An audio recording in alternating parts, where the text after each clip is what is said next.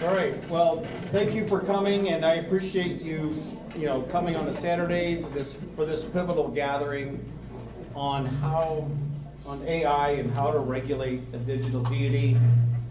My name is Byron Keeland, president of the Freedom Principle Missouri. And before we get started tonight on this important topic, I want to take a few minutes, first off, to thank our sponsor, GHP Houses, Dan White back here. He's dealing with mics. But I want to talk a little bit about the Freedom Principle, since we have a lot of new faces in here. And the Freedom Principle in the legislative process. It is through these types of educational programs like this, and then a couple that we just completed on understanding the Missouri's budget and understanding Missouri's Constitution, that help us achieve our mission. As Thomas Jefferson said, a well-informed citizenry is the best defense against tyranny. And so the Freedom Principle started in 2021, and since then has grown to be one of the most influential grassroots movements dedicated to advancing principled policy solutions.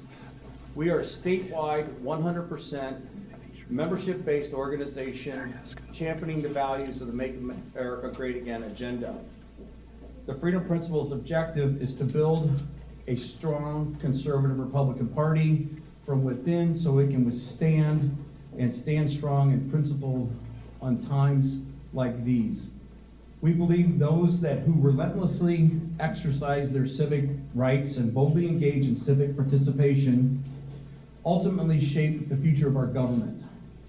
Just to give you a snapshot of who our members are, we have members in 38 counties across Missouri.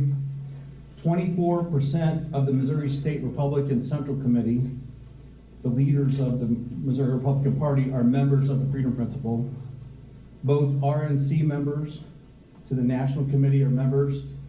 And then we've had 2 members this past year serve as electors to the presidential elector. And so our 7 guiding principles are what drive us. We fight and protect the American citizen. We understand our political system is built upon the rule of law. We know that the constitutions of the United States and Missouri must be the bedrock of legislation. We believe that all legislation must put Americans and Missourians first. We believe in protecting the fundamental rights of the unborn and born. We believe in equal justice and opportunity for all U.S. citizens. And we believe and must protect, and I think this is just as important as anything else, protect our republic and educational institutions from the threat of socialism and communism. We've got to stop what's going on, what's in New York City. These 7 principles impact the type of legislation that we advocate for and the types of candidates that we endorse. Our legislative priorities that we advocate for in Jefferson City are determined by and voted on by our members. So lastly, I encourage you to consider supporting our Missouri 82 Alliance. The Missouri 82 Alliance is a campaign under the Freedom Principle Missouri First PAC. It's our opportunity as Missouri citizens to draft and elect conservative candidates to the Missouri House of Representatives. And let me just give a brief overview of what this is. The Missouri 82 Alliance is targeting 20 to 25 open House seats. There's more than 30 open House seats coming up in 2026. Our goal is to recruit, train, and elect constitutional conservatives for the August elections when we choose who's going to represent us. These candidates then will have a direct impact on electing conservative leaders for the Missouri House of Representatives. And we have information over on the tables over there, and we encourage you after the event to come and talk. So now that I've done the commercial, let's get on with really why we're all here. And that fundamentally we stand at a crossroads of human ingenuity and profound peril.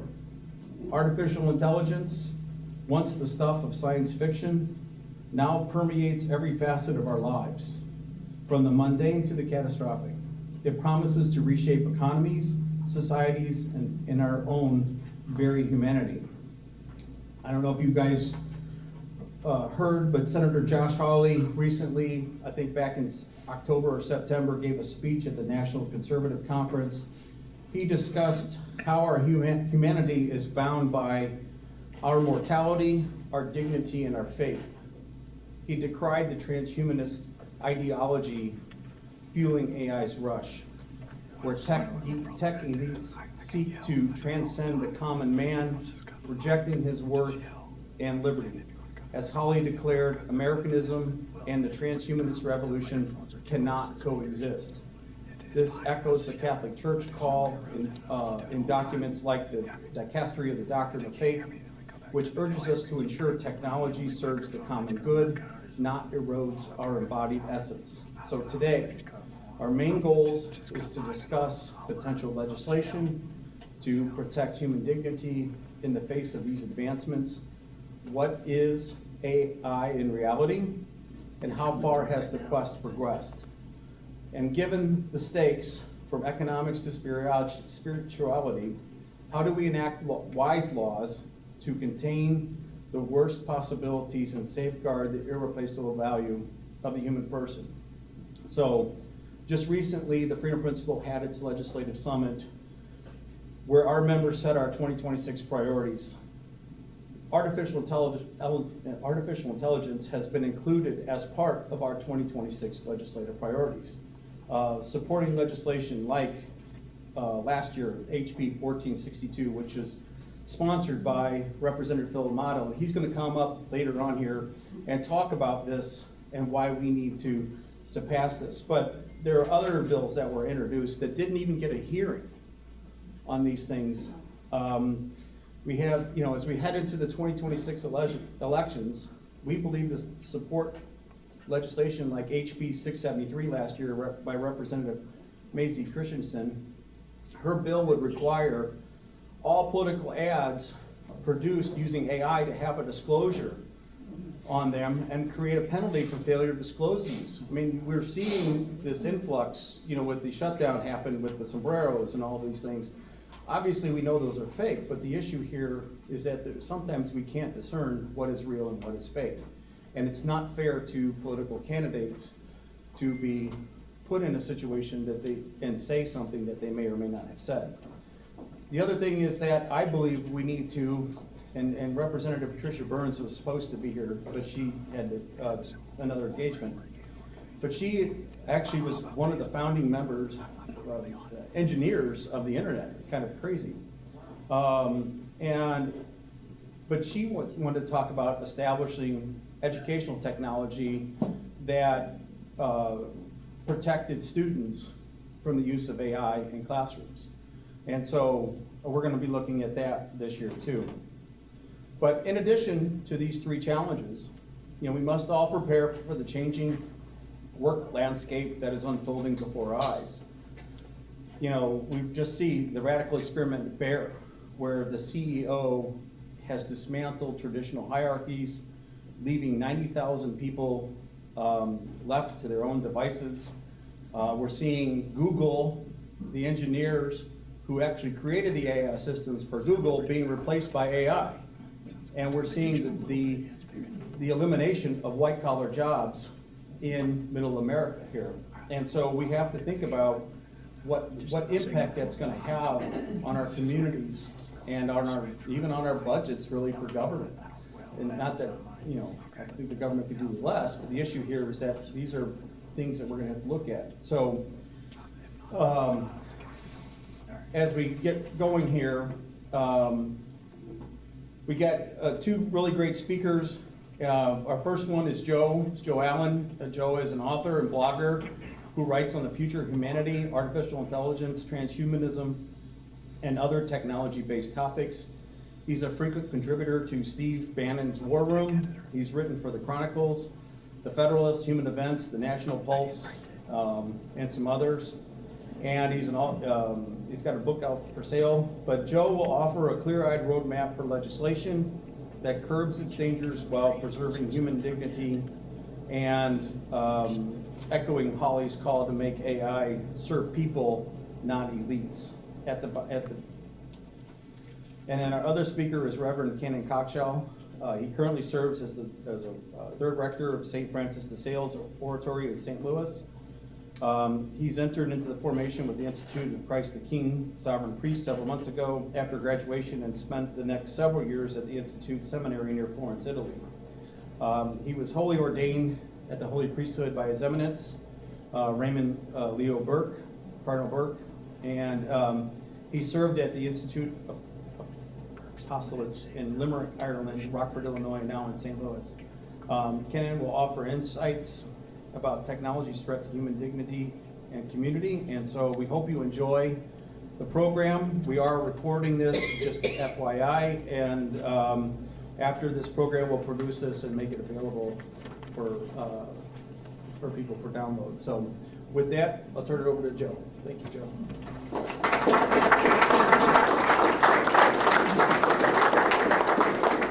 Check, check, check, check, check.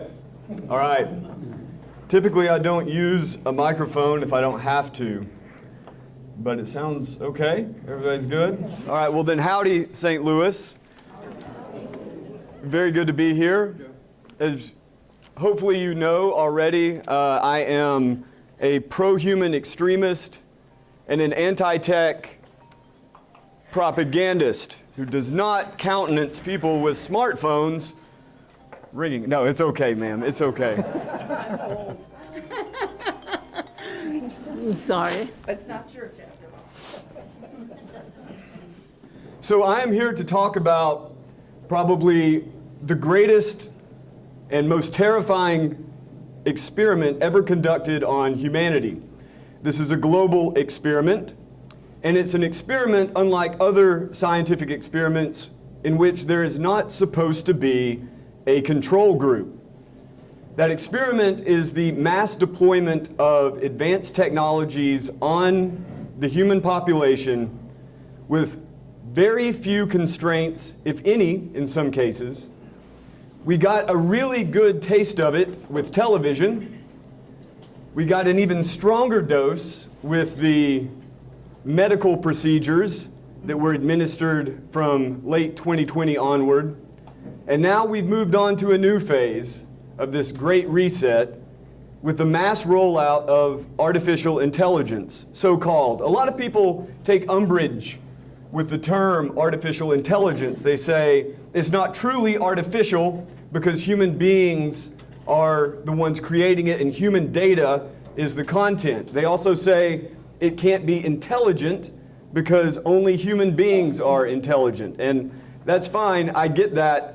I agree with many of those points, but you know, the way nomenclature works is we have to find some common way to talk about it. So I'm going to go with AI for now. Interpret it how you will. Now, who is conducting this experiment on us? That would be our tech elite, mostly hubbing out of Silicon Valley, but also Seattle, Boston, Austin, also Shenzhen, and Beijing, also Tel Aviv, and in many locations throughout Europe. These are people for whom the future consists not of organic human beings. No, in their dream, the vast majority, or all, of humanity will at the very least be permanently augmented by these technologies. And in the most extreme versions of these dreams, human beings are nothing but bio bootloaders, as it's known. If you know about software, you know the very first piece of software before a program runs is the bootloader. And so what does someone like Elon Musk mean when he says that humanity is a bio bootloader for artificial intelligence? What he means is that in his view, the roughly 250,000 years of human evolution have led up to this point in which humans have created artificial minds, artificial bodies, artificial life. And that the point of human evolution is to create these golems, these oracles, and then pass the torch of consciousness or the torch of life onto them into an infinite future of space exploration and high electricity bills. Now, do I believe that these dreams will come to pass? Not really. But do I believe some approximation of these dreams is already coming to pass and will come to pass in more extreme ways in the future? Absolutely. And so I hope that by the end of this event, you have not only a keen sense of what artificial intelligence is now, what it could be in the future, but the profound importance that this will have not only on daily life and on commerce, but also on humanity's conception of itself and of humanity's conception of God.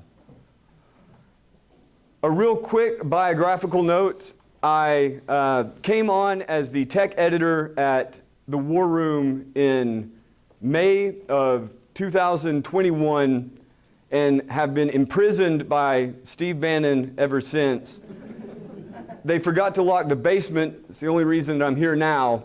And before long, I will be chained once again.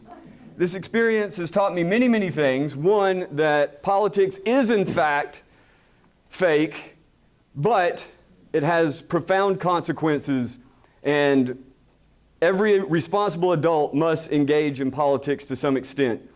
Another thing it's taught me is that media is in fact shallow and corrupting of the soul. But as I've uploaded my own soul to the internet, it's my hope that that small sacrifice of my humanity gives you some pause and some warning as to what could happen to your children and their children, so on and so forth, on down the line. And as of right now, I am coming from Los Angeles, where I was hanging out with various transhumanists, most of which are absolutely terrified about the implications of artificial intelligence. These include people like Grimes, Elon Musk's baby mama, Brian Johnson, the modern vampire who has injected his own son's blood, and who I'd actually talked to a few days earlier at an event in Washington, D.C., whereupon I found myself holding an actual Neuralink in my hand next to the modern vampire and the co-founder of Neuralink, discussing the future of America and health. Before that, I was all over the place. I've been traveling for 7 months. I was in Arizona, where I met for the second time with Max Moore. He's the reason we use the term transhumanism. I was also meeting with Patrick Wood. He's pretty much the reason that we use the term technocracy. I got to visit Alcor Life Extension, where they have bodies frozen in suspended animation in the hopes that they can be reanimated once they've found the cure for everything via artificial intelligence. I was in San Francisco, where I interviewed Ben Goertzel, who's the reason we use the term artificial general intelligence. I interviewed his robots, which are profoundly stupid. I interviewed Gary Marcus, who is the foremost critic and skeptic of artificial intelligence and would agree with anyone who says it's not truly intelligent. But I fear that that kind of skepticism has a rapidly shortening shelf life. Been all over, done all sorts of things. I hope that the damage I've done to my own brain can be of benefit to you. And without further ado, I leave you to the much wiser and probably less smart alecky words of the good Father. Thank you very much.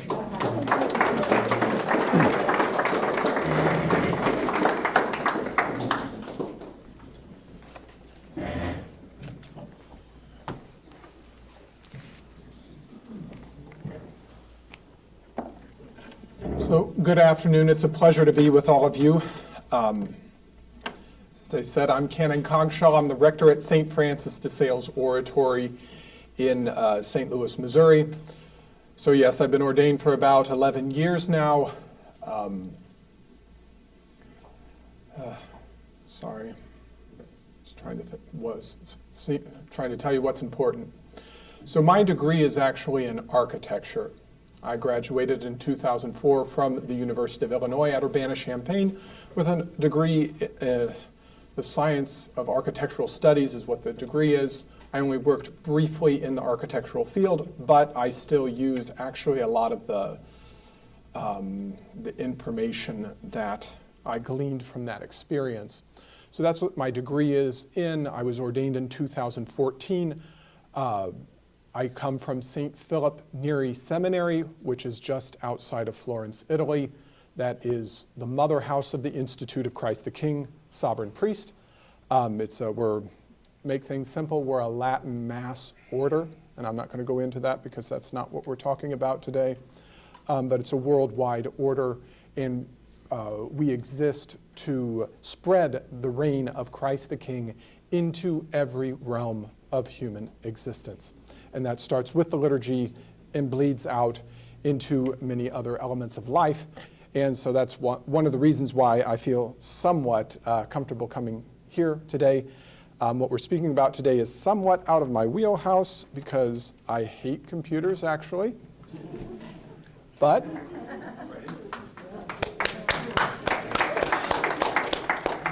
so I like what they can do, but I think it's unfortunate because they've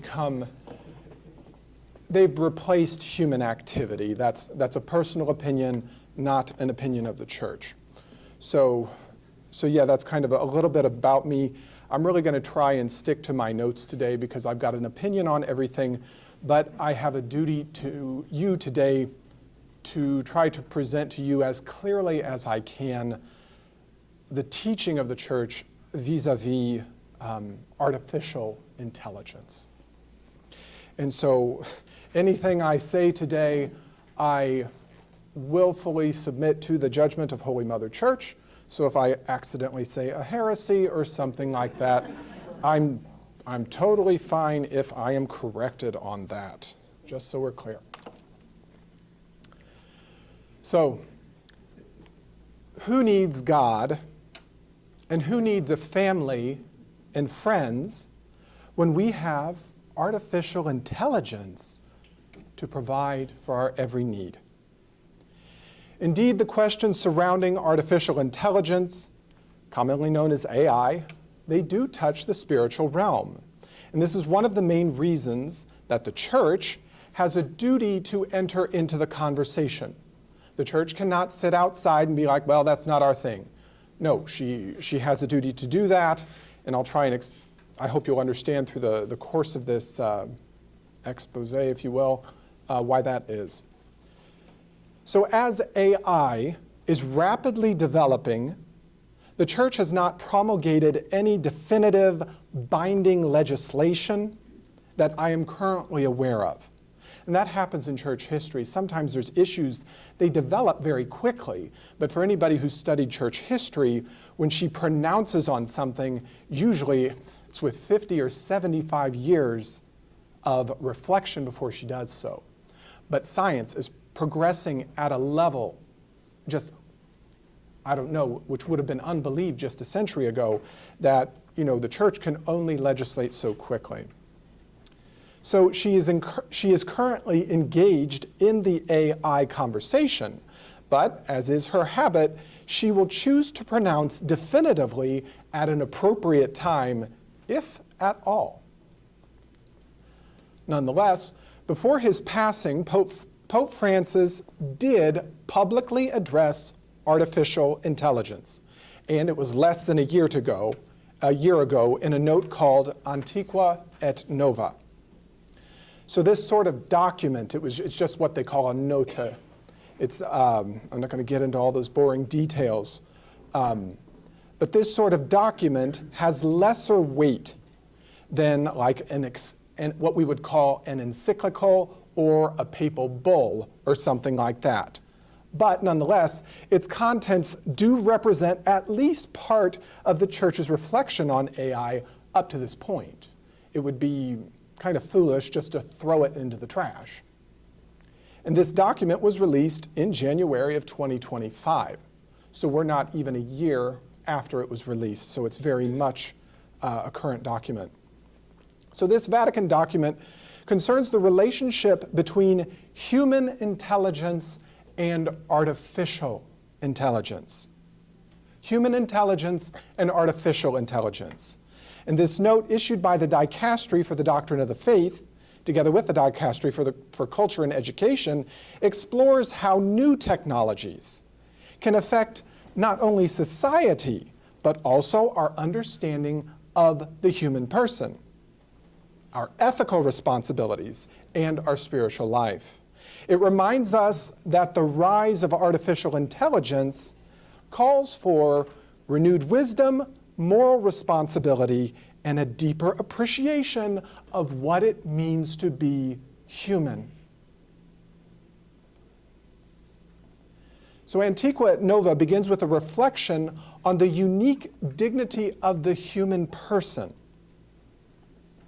For human intelligence is not simply the ability to process information or solve problems.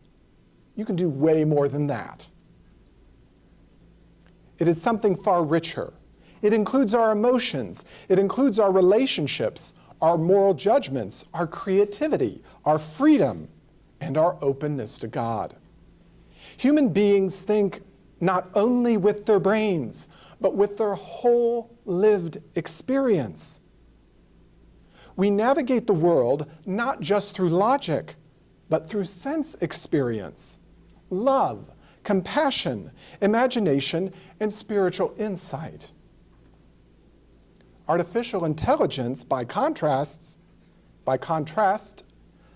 operates according to algorithms, patterns, and statistical models.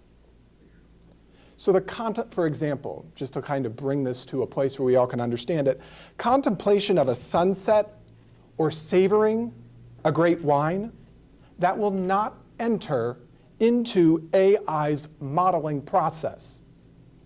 But in our lives, in real human lived existence, those things have a big effect on what we do.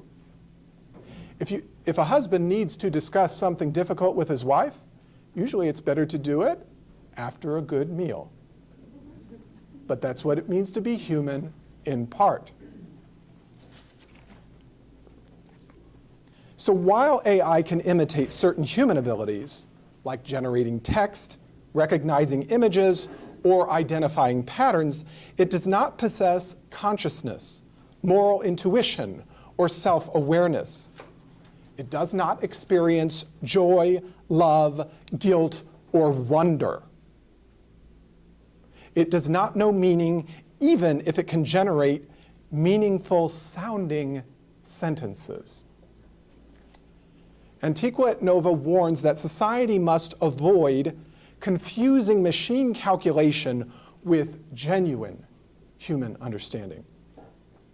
When we use the term intelligence for both human intelligence and artificial intelligence, we risk lowering our view of humanity. We might begin to think of human beings as merely data processors or problem solvers rather than as persons made in the image of God, capable of truth, love, and relationship. AI may resemble certain aspects of human behavior, but it does not share the inner life or dignity of a human person.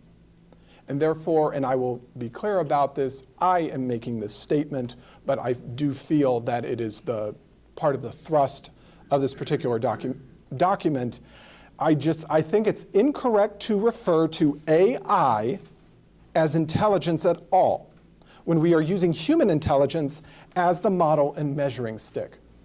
When we use that word intelligence, everyone's like, oh yeah, intelligence. They're automatically thinking about human intelligence without truly understanding what that word is and what it represents. So this foundation having been set, Antiqua et Nova turns to the responsibilities we have when creating and deploying AI systems. Because AI systems can make rapid decisions, sift through enormous data sets, and carry out tasks autonomously, it might be tempting to let them take over the decision-making process, a process that should remain human. For we must remember that AI is told what to do at its base. It's told what to do with the data set. It doesn't make the decision what to do with the data set, not at its very base.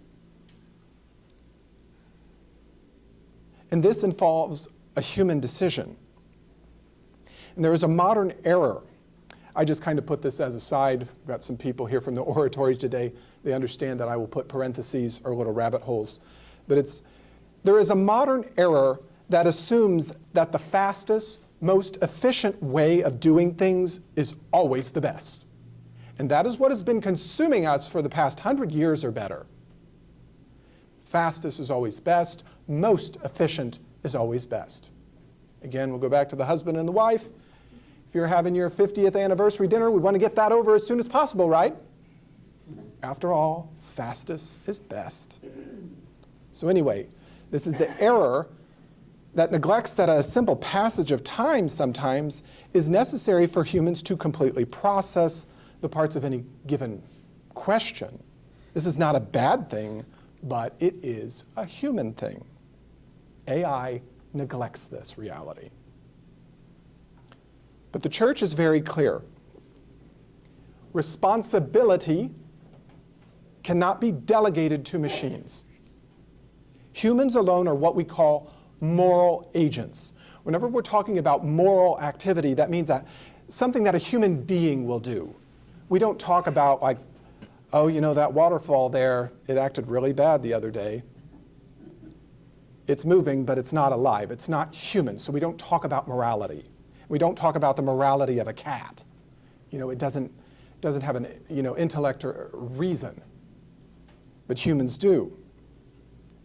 Humans alone can make ethical judgments, and humans alone are accountable for the consequences of technological systems, because this is something I think you'll probably get into in the question and answer session, because this has huge implications for legislations and things like that. There's a lot of people who want to be like, woo, we'll let the AI run amok, and then it's going to do something evil, and it'll be like, hey, that's not my fault.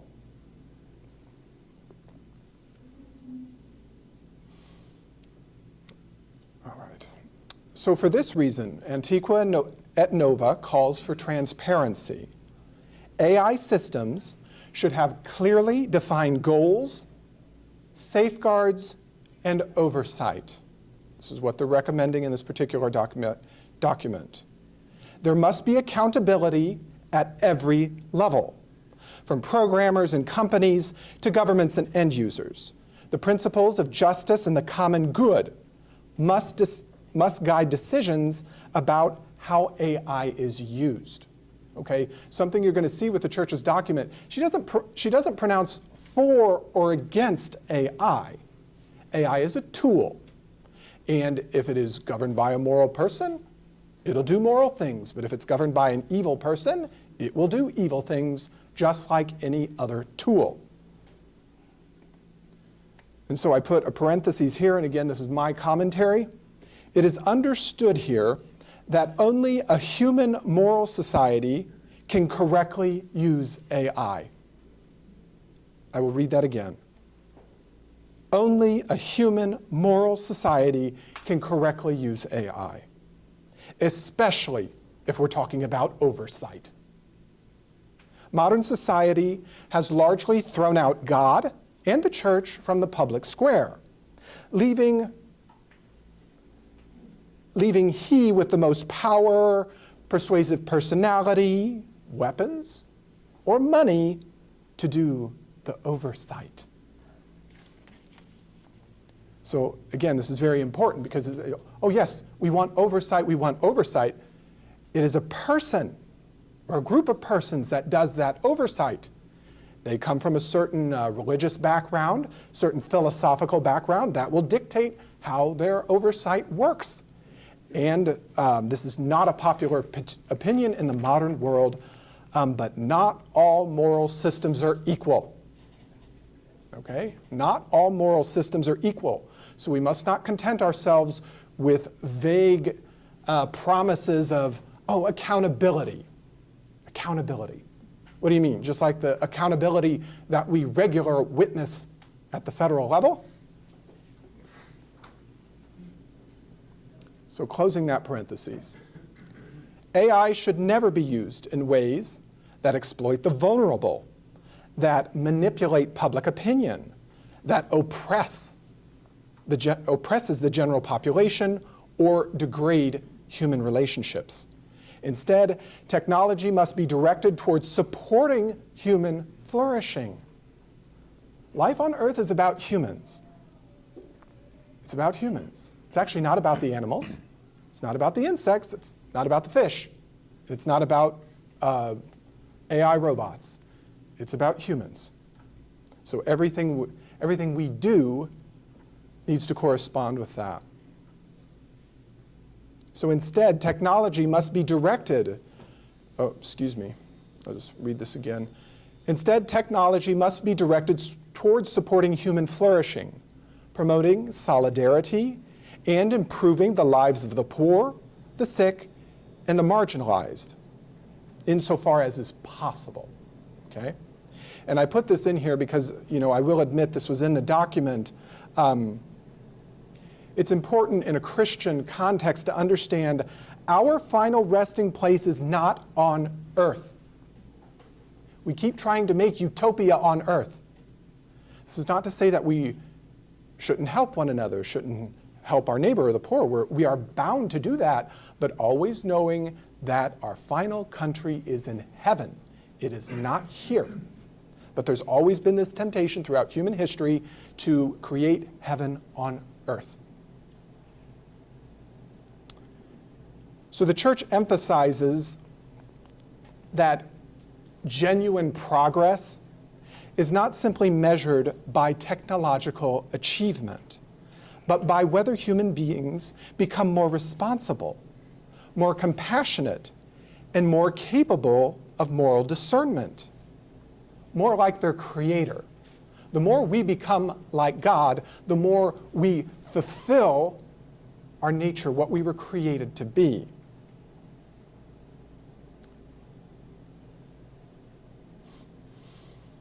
I think we'll skip that. And so one of the most pressing ethical concerns is the use of AI in military technology, for example. In particular, the note that we're talking about highlights the dangers of lethal autonomous weapon systems, which are capable of identifying and attacking targets without direct human involvement. And the Vatican expresses a grave ethical concern about these systems.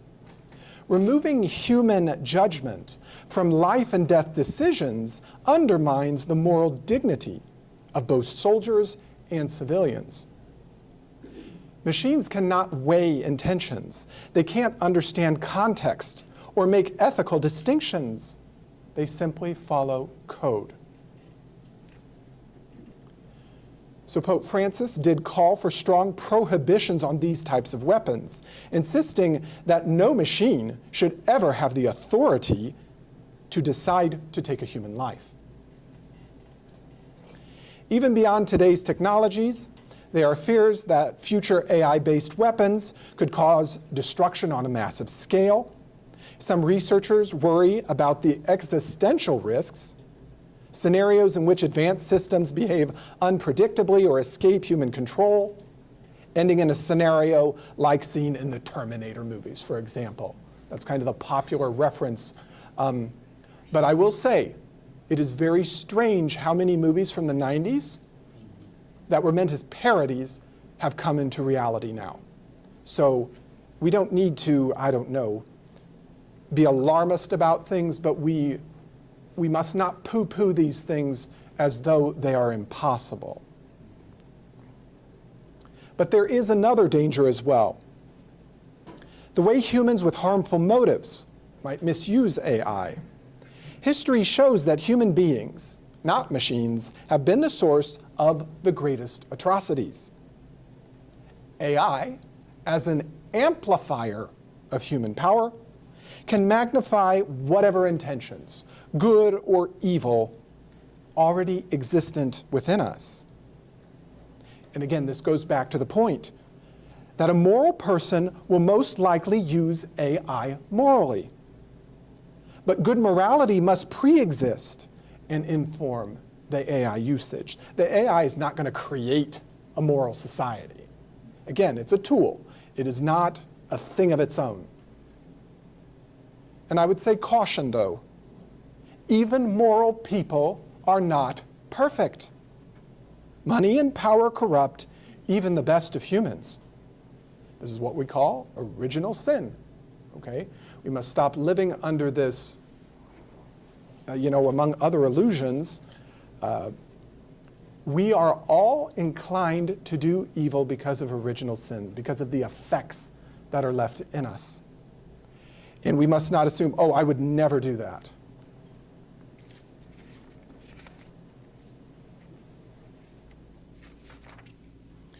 So for this reason, the church insists that any military use of AI must undergo the highest level of ethical scrutiny. Human dignity and the sanctity of life must remain the unbreakable foundation of all decisions. And again, as I said just a few moments ago, not all, so, the church is talking about, yes, the AI must undergo the highest level of ethical scrutiny. Sounds right, right? Well, depends on which religion is informing your ethics. In some religions, it is okay to terminate certain people, all right? So we have to be very clear that Christian ethics are the best and will best guide this ethical scrutiny. Sorry, these things need to be said now.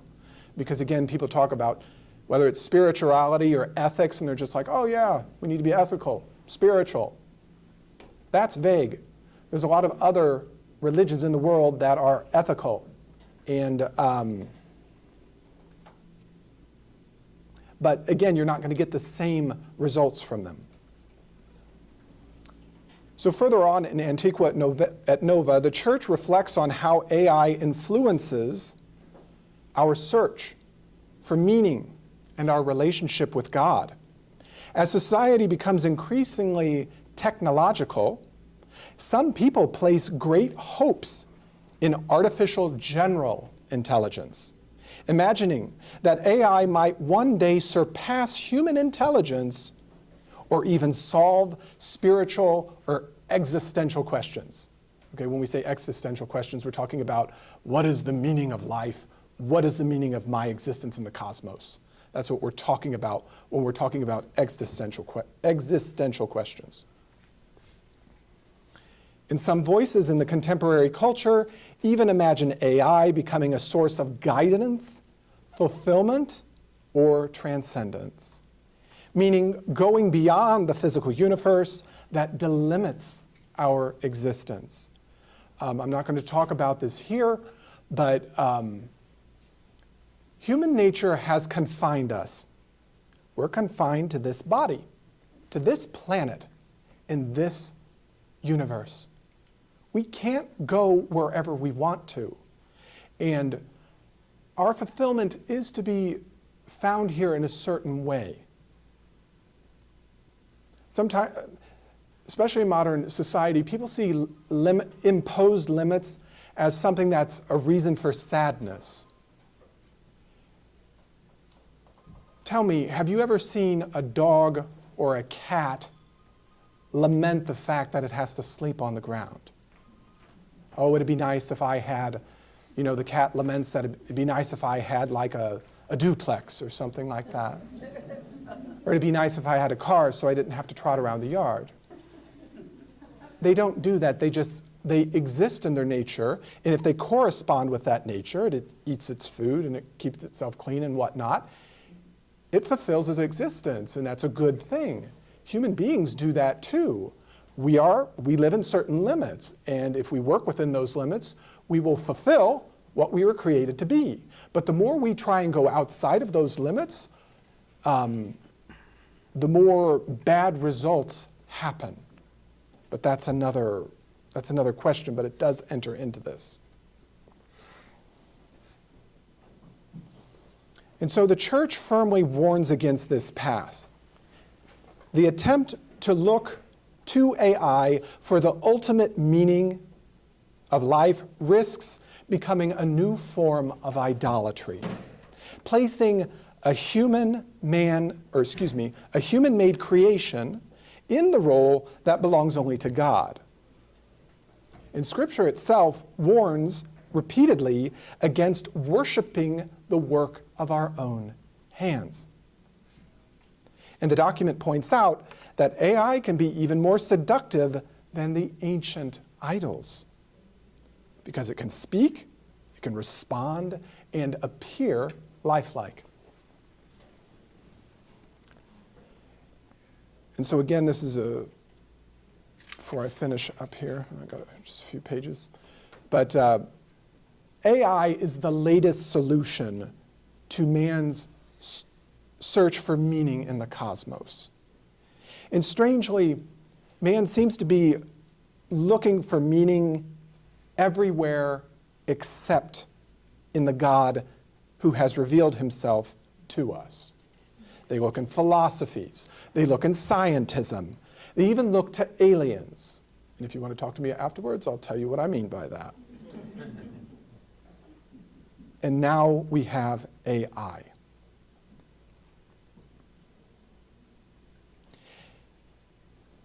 And so again, like they've tried these other things, they're still not providing them this sense of meaning and peace that they're looking for. And so because they failed, here we go. There's a temptation to put one's trust in AI. But as we've said already, at its core, AI remains a tool.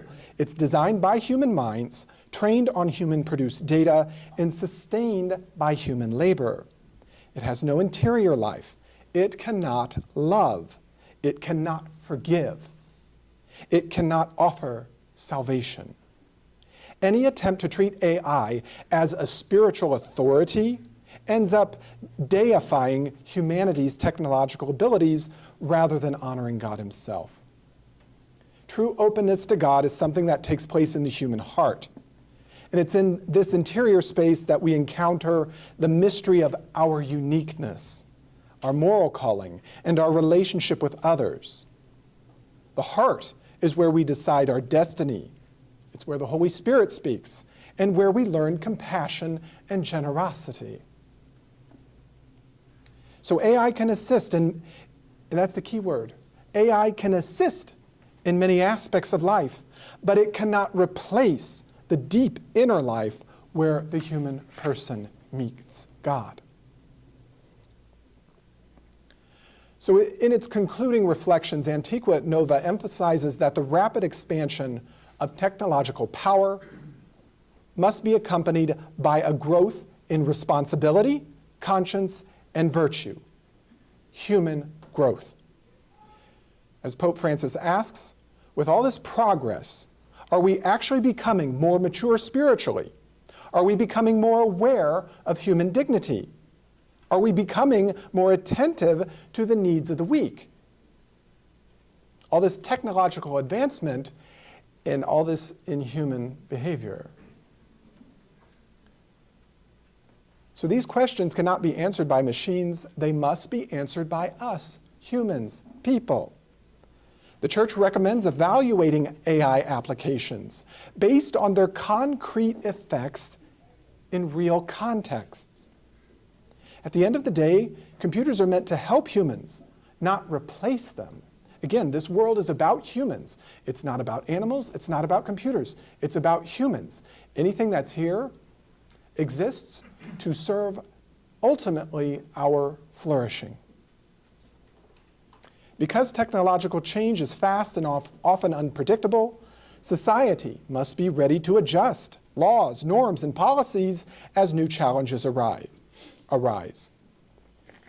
Different groups, whether it be families, educators, companies, governments, and international organizations, each has a role to play while being guided by what the Church calls subsidiarity.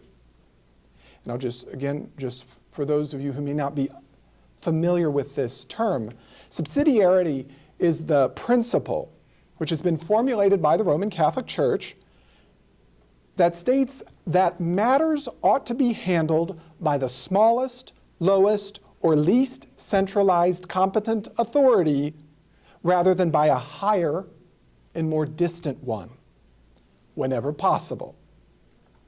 Society is currently moving in the opposite direction, where even the most minute details of daily life are controlled and regulated by distant, unnamed, unaccountable government or corporate forces.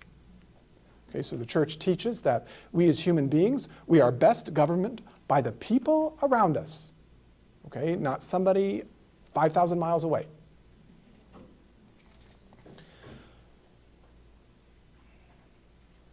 So one important cultural challenge is the temptation towards what the document calls digital reductionism.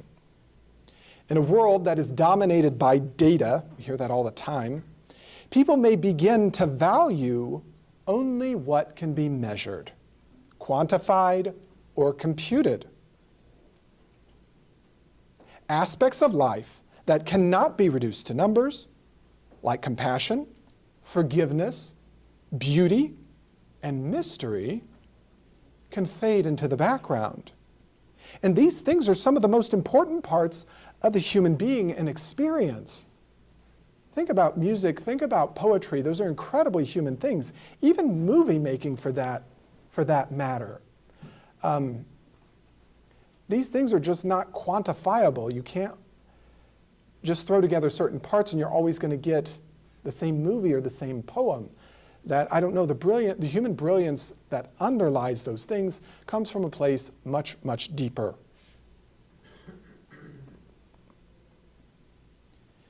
So the church argues that AI should complement human intelligence, not replace its depth.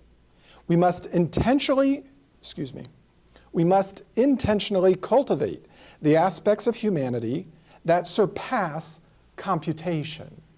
You are all more than you can do, okay?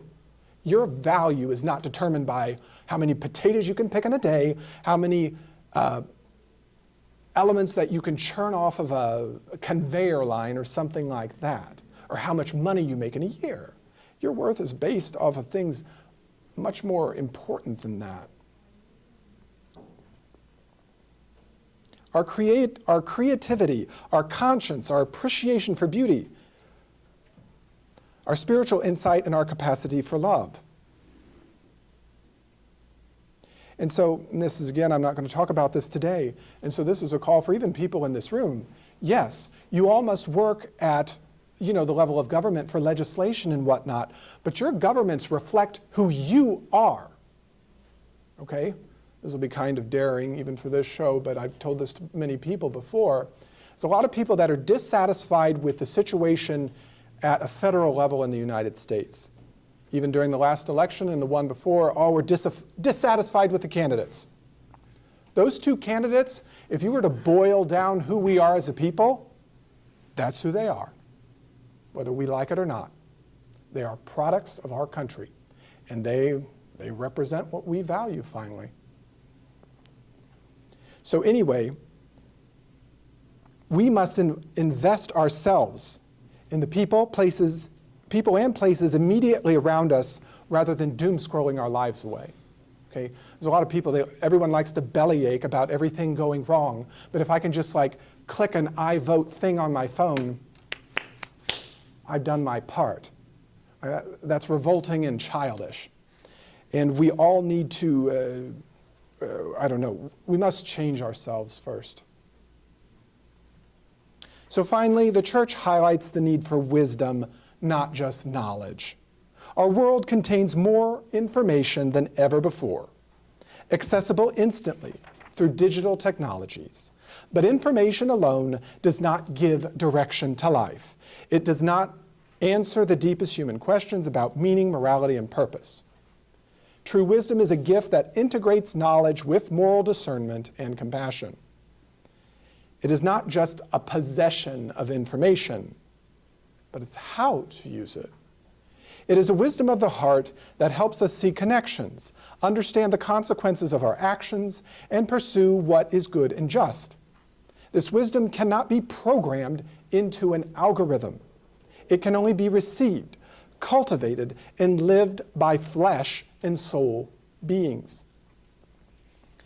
The Holy Spirit gives this wisdom, enabling us to see with God's eyes and to uncover meaning with events and relationships.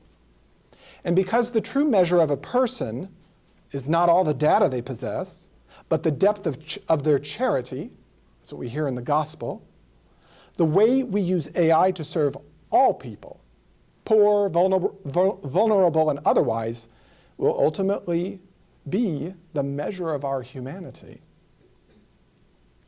So when guided by wisdom and charity, AI can promote solidarity, protect creation, advance human development, and assist in the search for truth. But only when humans remain in the position of responsibility, using technology to serve the good rather than allowing technology to dominate human life. And again, this is something we all need to do. For anybody who's been in my confessional, put your phone in your glove box and go do something. It's as simple as that.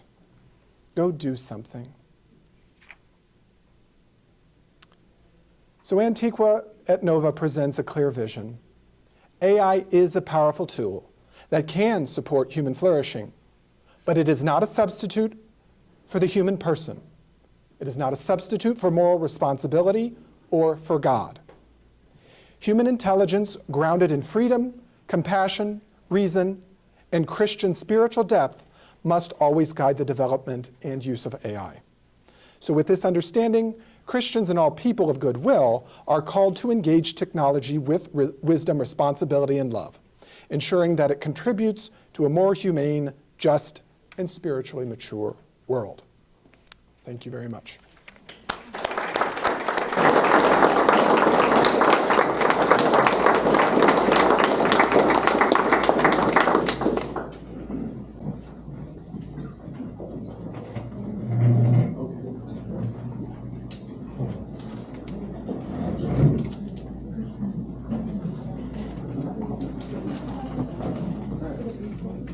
Next, we're going to bring up Representative Phil Amato, who introduced a bill last year regarding personhood with regards to AI.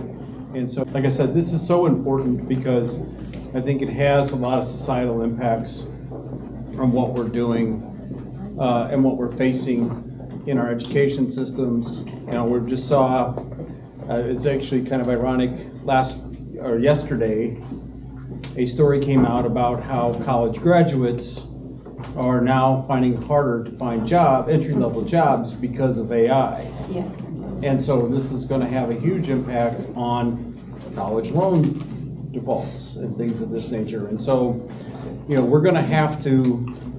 As you can see by looking at me with the gray hair and absence of hair, that I'm getting older. So part of that responsibility of being older is you seem to go to more funerals than you go to weddings anymore. So this all started that I found myself at a funeral, and after the funeral I was invited to the luncheon, and by happenstance I happened to be sitting next to a great conversationalist, and we got to talking about was he from Missouri, did he still reside here, and it turns out that he was a professor at the North Carolina University at Chapel Hill. And I asked him, what did he teach? And he said, AI and computer science. So my antennas went up. So we had a conversation in that regard of what he did and how he got there. And then he said, well, I took an early retirement because one of my students came to me and said that they had an idea to start an AI company, and would I retire as a teacher? I was tenured, had enough years in. Would I retire as a teacher and move from North Carolina to Silicon Valley in California and help this former student put this company together? He said it was such a great idea that I did that, and then we turned around and sold the company. He went in one direction and I went in another, and I started another AI company, and I've got offers on it now to sell it. So as he was talking, I finally said to him, I just kind of pushed my card over to him and I said, I'm in the state legislature, and the one thing that we're all having trouble on is AI and trying to get a handle on what it is or what it isn't. And if you sell your second company and would like to volunteer your time for your boyhood home in Missouri, and help us out, I'm sure we would all appreciate your expertise. So the end of the luncheon, I didn't hear from him again for a couple months. So one day, I'm driving to Jefferson City. I'm from Arnold, Missouri is where I'm from, so I have District 113. I come up 44, and I'm cutting over Highway 50, and I'm right outside of Union. My phone rings, and it's this gentleman that I haven't heard from in about 2 months. And he says, Phil, I sold my second company, and I've been thinking about what you said. I think I'd like to help you and volunteer my time and help my boyhood home come up with some guardrails and things of what AI is and what it isn't. So we talked for the next hour as I was driving over Highway 50 with my Bluetooth there, so I didn't get in an accident. And one of the things that I did, well, two things that I told him. One is this AI is changing constantly, so we may not be able to hit a home run and hit it out of the park with one piece of legislation. It may take several in the long haul. And number two, I'm an older guy, as you know, so I didn't grow up with computers. What I know is what I picked up after school. So whatever we do, it's got to be dumbed down in such a way that everybody can get a grasp on it and not talk over everybody's head of what we're trying to accomplish or not accomplish. So anyway, I told him then that March the 1st is the last day that you can file legislation in the House. But if the piece of legislation isn't out of the House by spring break, it probably is not going to make it to the finish line. So we need to get it there as soon as possible, but don't put any pressure on yourself to put this thing together. So then again, I didn't hear from him a long time, but in the conclusion of the phone call, he said to me, Phil, if I put in an inordinate amount of time in drafting a thesis or a document that we could follow off of to get a piece of legislation, do you think you can get it to the finish line? So I said, 2 years ago, we got 11 pieces of legislation passed in the House and the Senate and went to the governor's desk, and one of those 11 pieces was mine, and it was a squatters bill, and it had 64 co-sponsors. So yes, I think I probably feel confident enough that I think I can get it to the finish line. So again, I didn't hear from him for a while, so I'm coming back from a legislative session, the phone rings, and he says, I've got it. He said, Phil, I got about halfway in compiling this document that we could use as a template to follow, and he said, I finally decided to throw it away and start over because it kept resonating in my mind about what you said. Two things: dumb it down so all of us can get a grasp on it. Don't talk over our heads, and make it very, very simple. So he said, I threw it away, and I finally come to determination. I defined not what AI was, but what AI couldn't do. AI couldn't get married. AI couldn't sit on the board of directors of a company. And he said, once I started in that vein, then it all started coming together really, really quickly. And so I've got this document done, and I'd like to send it to you, which he did. When I got it at the Capitol, I ran it off, and I took it to two people that I knew in the legislature. One was an engineer that ran power plants, had 500 people working for him. And I gave it to him because I knew he was really into computer technology. And I gave it to another gentleman that is in St. Charles, and he did consulting work and did stuff with Boeing on computers and technology. So I gave both the printed documents to these two gentlemen and said, please do me a favor, it's 14, 15 pages, please read this and give me a background and a response of what do you think I've got here. Both of them came back very, very shocked of what it was and how simple it was and how easy it was to follow. And the gentleman from St. Charles said, who did this document? And I said, a gentleman that was a professor at North Carolina that taught AI and computers. And he said, Phil, this is unbelievable. So he said, you've got to get a piece of legislation formed off of this. Now, at the Capitol, for you that do not know, down in the basement is where all the action is. That's where the PhDs and research and the young warriors are when they take our ideas and they craft them in pieces of legislation. So I sent it, and my email had my legislative assistant that I work with, send it down there. Normally, if they've got a question, they'll send you an email back, or they may even have you come down there to explain a little bit more in detail about what you're trying to accomplish. This researcher came to my office, which has never happened before, and said, who did this document? Which was the same thing that the two gentlemen had read it. And I told him, and he said, why did you get this thing to me 2 months ago? I said, I just got it 2 days ago. I said, you've got it as fast as I've got it. He said, man, I'm gonna have to work overtime, whatever. I'm so intrigued by this piece of, this 14, 15 page document that I wanna get this thing out and so you can get it filed in this session. So he did.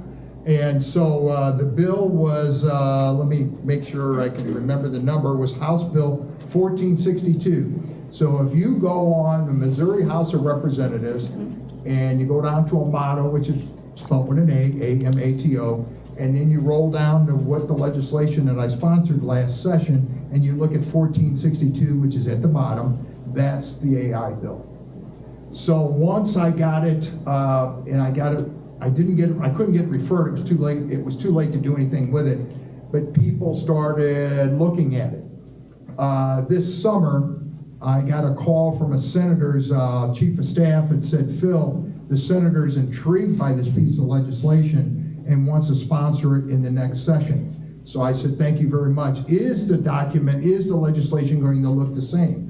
And I said, yes, we've went over all of that, and it looks like we're not going to move more than a word or two. It looks like it will be the same piece of legislation. So once you get a senator sponsoring a piece of legislation at the same time that a House member is doing it, the chances of it getting to the governor's desk goes up about 80%.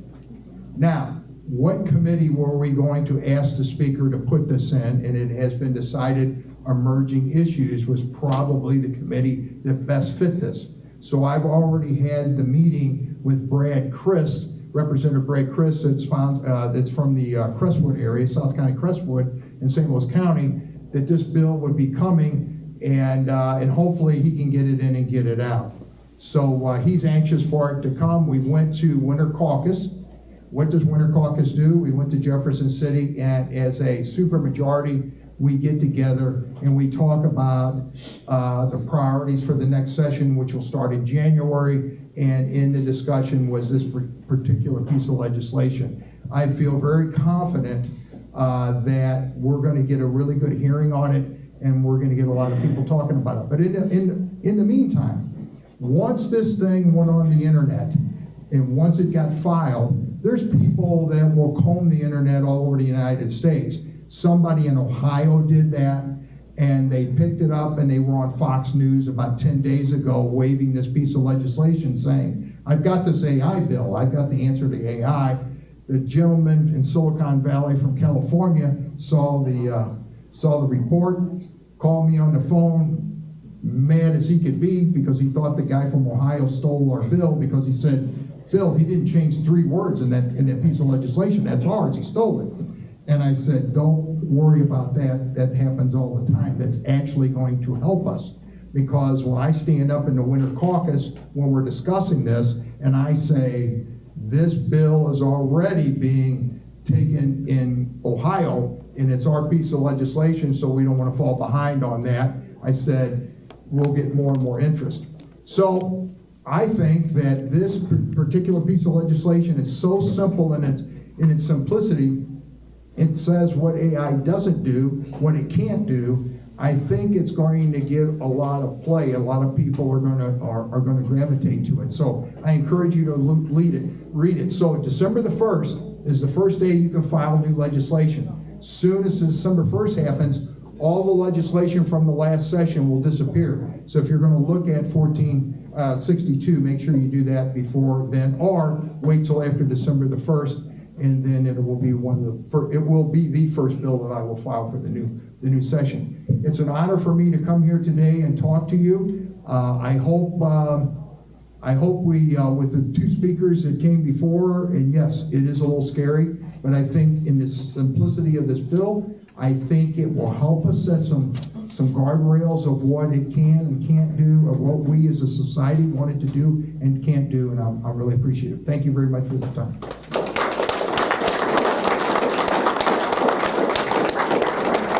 And one more time, News Talk STL 101.9, 101.9 or 94.1, and the interview will be played tomorrow night with Elizabeth, and she's the at 8 o'clock.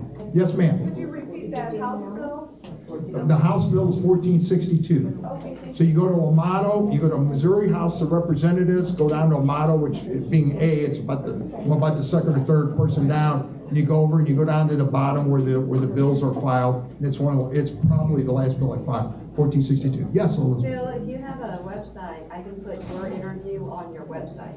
So Yes. they can go to your website once it becomes a podcast. AmatoForJeffCo.com is my website. Okay, then we'll put that podcast on your website. Absolutely. Thank you very much. If anybody, on my capital report, my hobby is writing books. I've written about 25 books. And so I write a capital report that a lot of people pass around at the legislature. Both sides of the aisle pass it around. They're telling me all the time. And I'm really appreciative of that because writing relaxes me and I enjoy it. So if you would like to be on my capital report, just go to, when you go to Amato, in the legislature, go down, contact Joyce Bush, which is a legislative assistant. She'll put you on the capital report. During the session, I send it out every week, but when I'm not in session, maybe every 2 or 3 weeks. But it's electronically, don't cost you anything. Thank you very much for the time.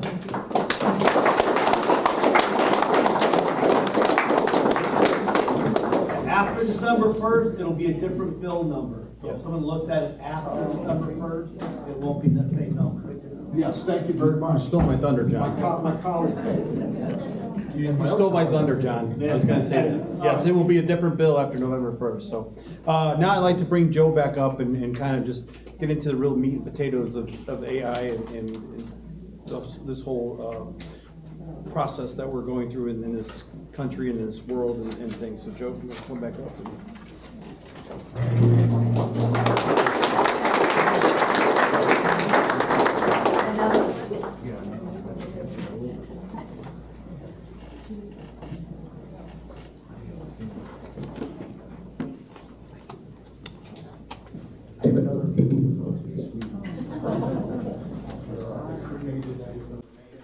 All right.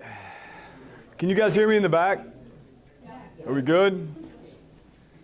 It's pretty wild being here with Phil Amato.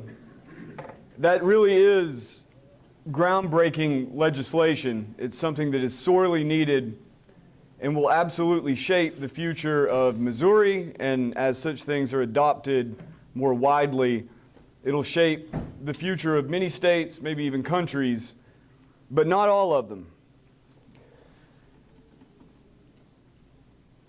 The first thing to understand is that artificial intelligence is at the center of a religious revolution.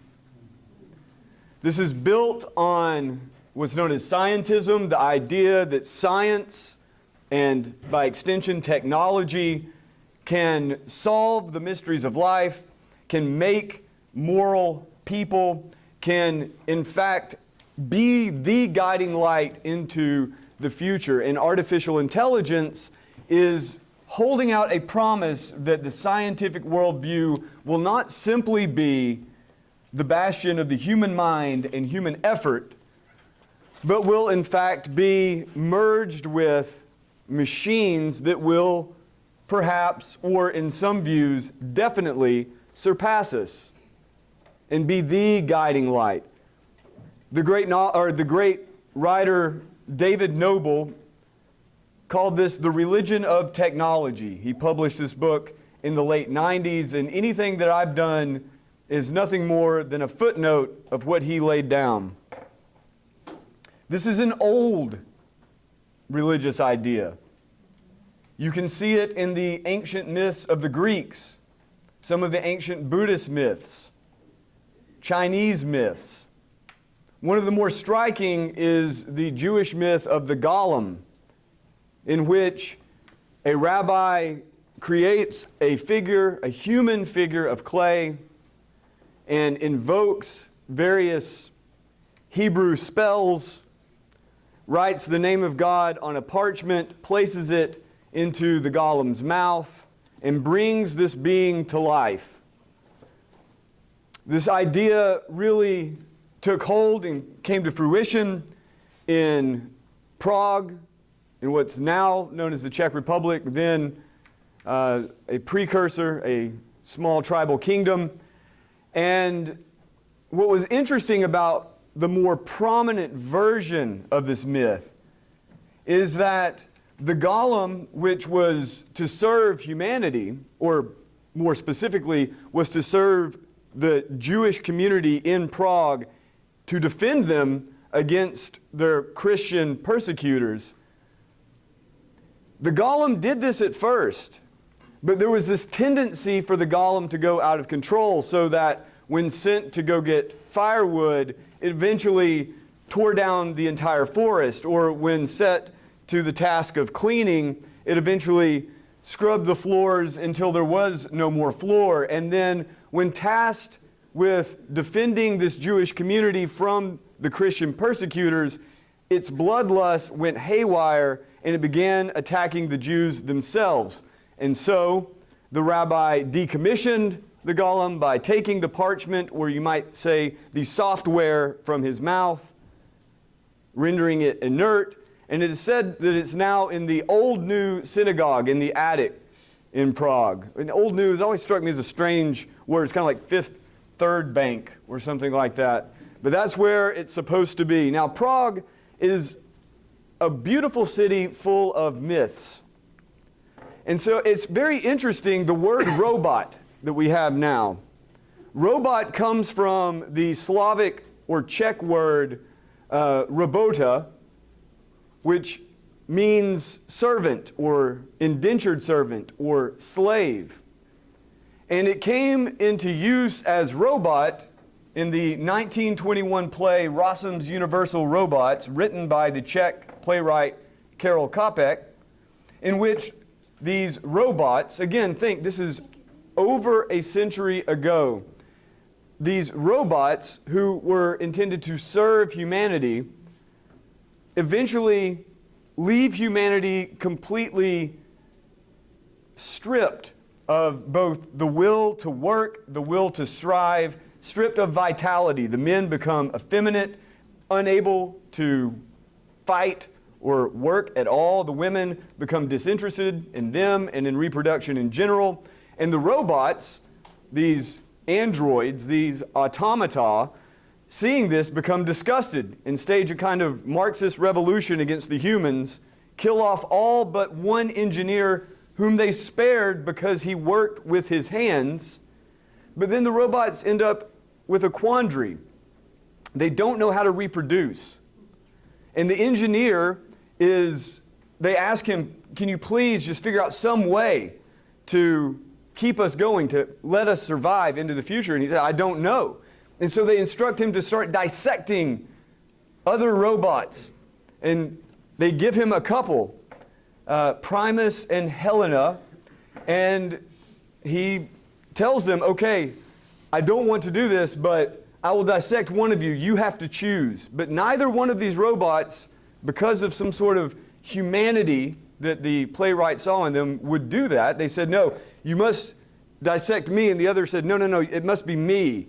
And seeing the selflessness, he was touched. And so the play ends with him sending the robots out into the world. And he says, now you will be the new Adam and the new Eve. This is 100 years ago. The story of humans creating something that is like a human, that grows to be more powerful than a human, and then becomes the human successor. Now, this is just a myth. This is just a story. It's just a myth that is held by many, if not most, of the wealthiest men on earth.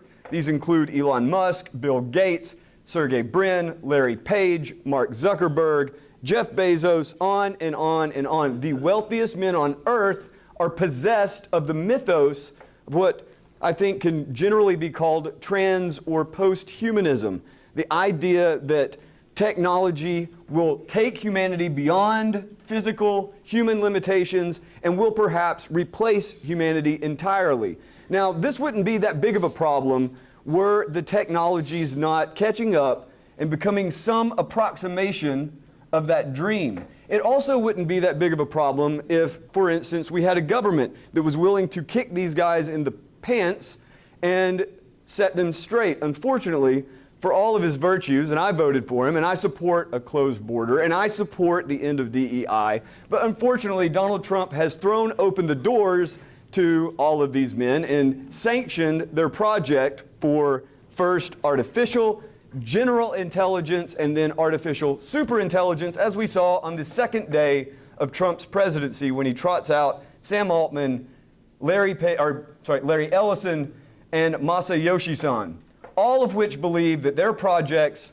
the Project Stargate, and there are many others, to build out data centers will yield superintelligence, which will yield miraculous cures, miraculous longevity, which will yield ultimately a digital God. Now, so the wealthiest men on earth, supported by the most powerful government on earth, with mirrors in the East, in China, the religion of technology has finally come to its fruition. The technology, however, has not. But the technology, as I say, is catching up a little too rapidly for my own comfort. Now, if the Father will forgive a few disagreements, I must say, first and foremost, the Catholic Church has impressed me for the last 3 years in the response, in the moral and ethical response to the problem of not only the religion of technology, but the technology itself. And as most of you probably well know, Pope Leo XIV took that name as an homage to Pope Leo XIII, of course, who composed the, if I'm saying this correctly, encyclical, the Rerum Novarum. Yeah? Yes. Am I doing good? Yes. You never utter Latin in the presence of a priest unless you know what you're doing, but I'm giving it my best shot here. The purpose of the Rerum Novarum was to address the problems of the first industrial revolution on the working class, on the poor, on working people who would be suppressed and in many cases displaced by the machinery around them. And we are now in what our boy Klaus Schwab, once chairman of the World Economic Forum, now canceled for being apparently an enabler of racists and sexists, which is absolutely hilarious. But Klaus Schwab called the fourth industrial revolution. The first being the mechanical revolution, think the looms, think the steam engine, so on and so forth. The second being the electrical revolution, light bulbs, so on and so forth. The third being the digital revolution, computers, personal computers, video games, cell phones, so on and so forth. The fourth industrial revolution being defined as the convergence of the physical, digital, and biological worlds, or alternatively defined as the fusion of our physical, our digital, and our biological identities. Now, in the old days, we would call that transhumanism, the merging of man with machine. In the near future, perhaps already, we'll call it science, technology, medicine. Transhumanism is already out of fashion. Transhumanism as a term, but as a practice, it is commonplace in the medical establishment. It is commonplace in the military and militaries around the world, that fusion of human beings with machines in various forms. And increasingly, it trickles down to businesses, it trickles down to government agencies, it has trickled down to the education system, which all of said richest men in the world foresee being completely suffused with artificial intelligence. To give you an example, Bill Gates, Elon Musk, Mark Andreessen, Sal Khan, creator of Khan Academy, Greg Brockman, president of OpenAI, all of these men believe that in the near future, every child on Earth will have an artificial intelligence as a tutor.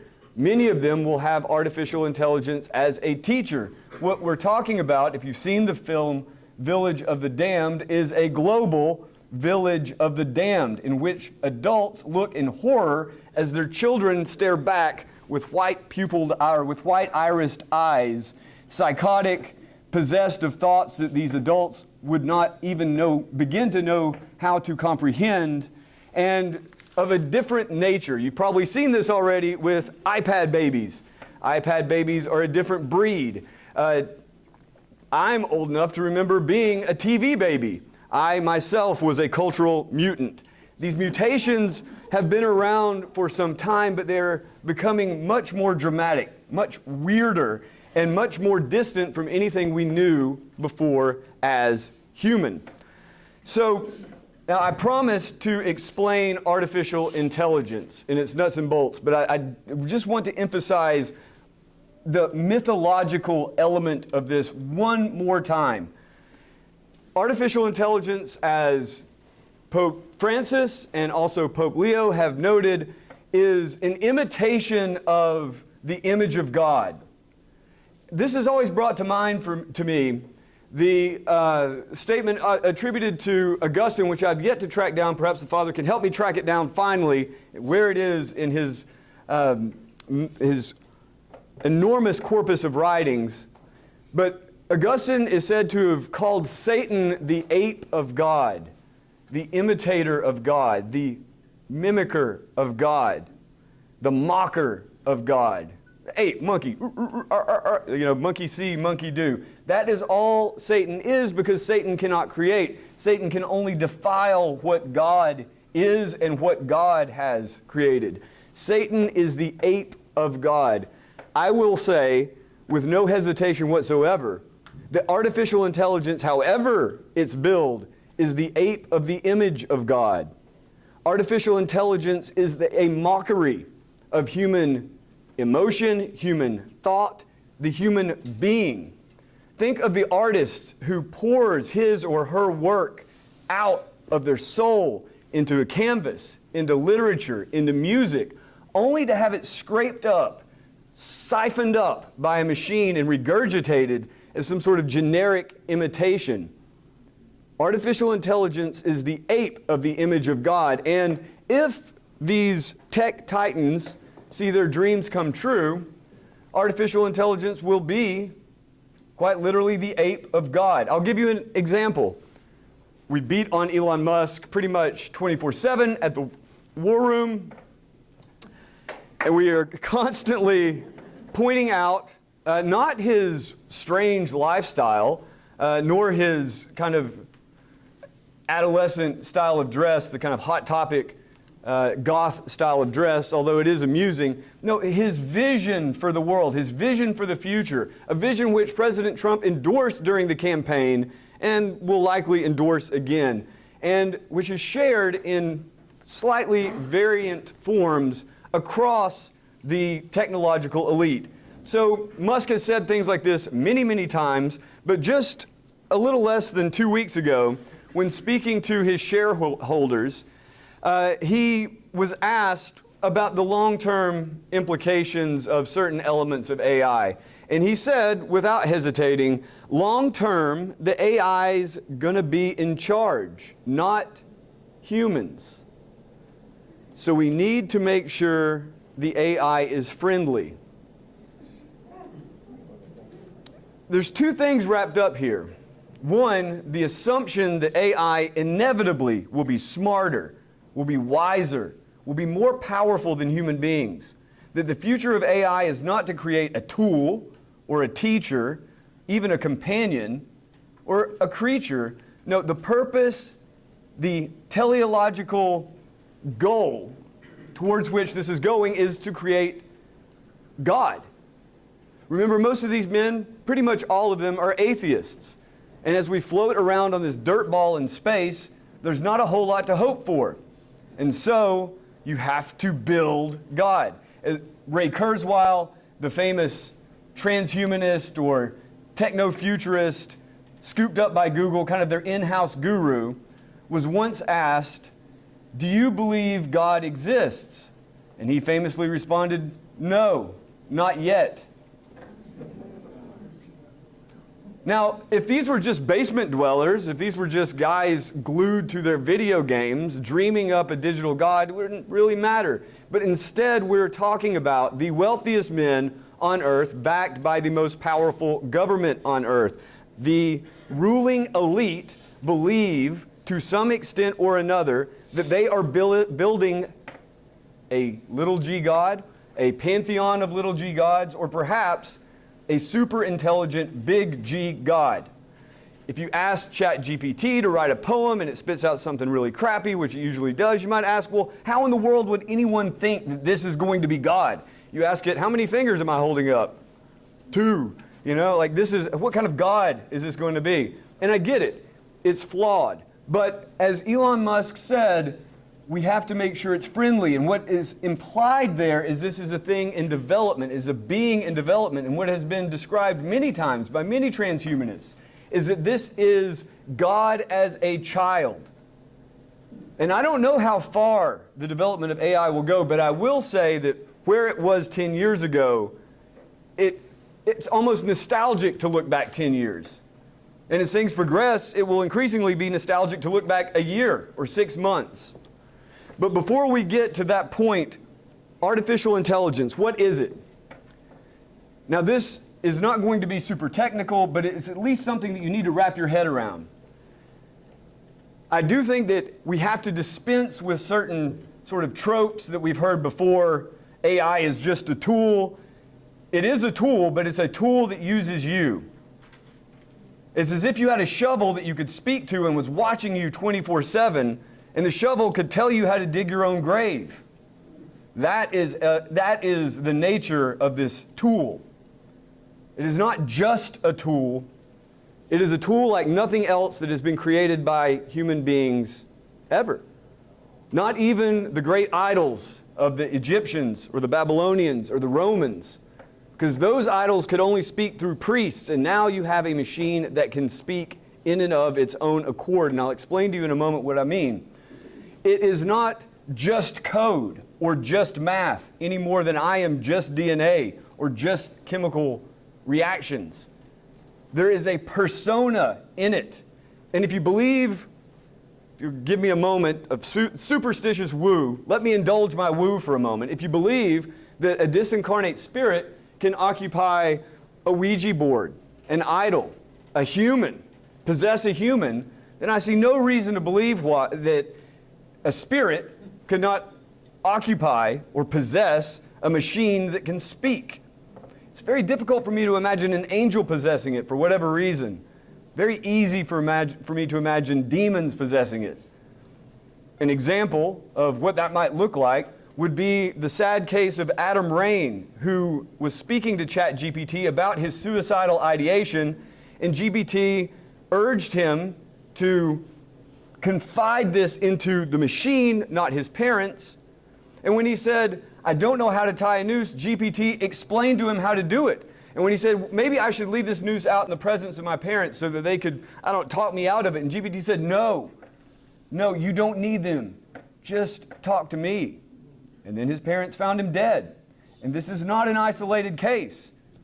3 of these parents spoke at the hearing with Josh Hawley. 4 additional suits have been filed against OpenAI.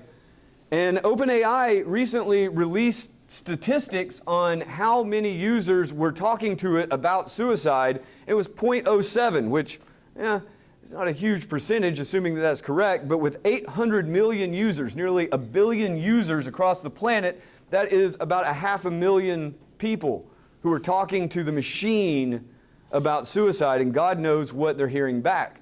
And that's only one model. So, demons, maybe. But let's get back to AI. What is it?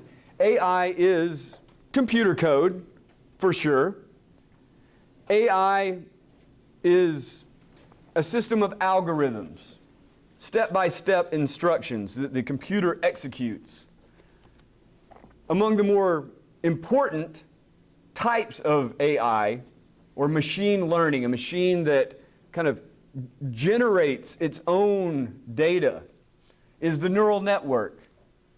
The neural network has been around for decades as an idea, but it really came into its own in the last 20 years, and it really came into its own in the last 10. And what a neural network is, it's very simple. A neural network is a virtual brain. It is a virtual brain. It is a non-human mind encapsulated in a virtual brain. It is designed to imitate the brain. In fact, the so-called godfather of AI, you've probably seen the headlines, godfather of AI says AI is going to kill everybody. Godfather of AI says ChatGPT took his girlfriend. That was a real one. Pretty funny. You're not laughing. I'm laughing, both inside and out. The godfather of AI created the neural network in order to better understand the human brain, or at least that was one of his purposes. But it turns out that the neural network had its own sort of life force, you might say, if you wanted to get fanciful with it. Certainly had uses outside of experimentation. Just as our brains have neurons and axons, right?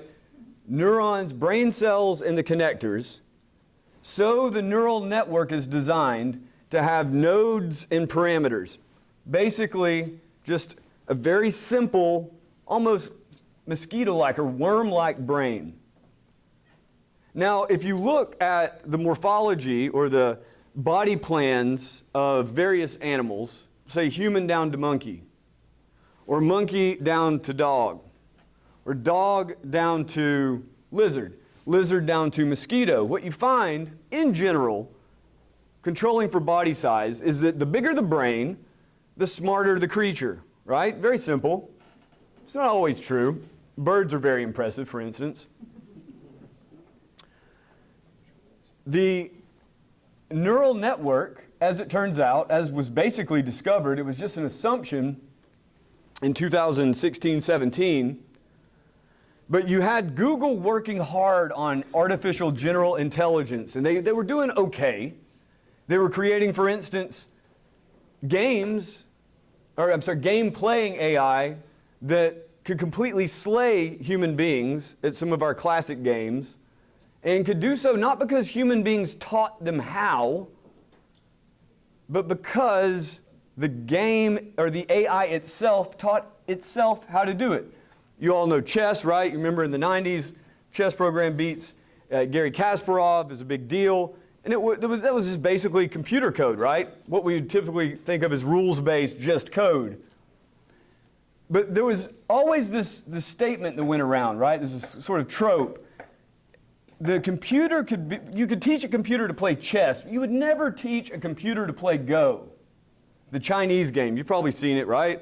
It's got the little black and white pill-looking play pieces. You're trying to surround your opponent. The Chinese game relies on just years of playing and intuition. So the statement was always, no possible way you're going to get a computer to beat a human at Go. It just won't have the intuition.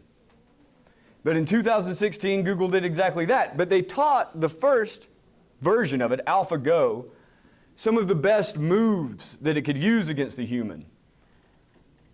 Soon after that, they had an idea. Well, if you could create an adversarial system so that the machine plays against itself, what might happen? People have been working on this for years, but they finally created a successful version of it. And so they just taught the computer the rules of the game and the goal. They gave it a goal: destroy your opponent. And they let these programs play each other and learn strategies, create strategies, their own strategies, many of which no human being had ever thought of. And soon they had an invincible computer, an invincible Go player. And it was grown, not programmed. This is a really important concept. Grown, not crafted. Trained, not programmed. You give it the initial program, after that it grows itself. You hear all the time, AI will never be better than the human who programmed it. Well, you know, that's some 80s stuff. No, AI is already better than its programmer. AI will never create. AI is already creating. What are the limits? We don't know. It was thought about very deeply by Norbert Wiener in the post-war era. Norbert Wiener, aside from being a genius and a theoretician of cybernetics, has one of the funniest names I've ever heard. But Norbert Wiener wrote a book in the 60s called God and Gollum, Inc. And of the many really interesting quips, he asked the question, could God create a being who could beat God at his own game? Kind of an echo of Thomas Aquinas. At the time, it was an open question. Now we know the answer. At least the human version which he was speaking to with that question.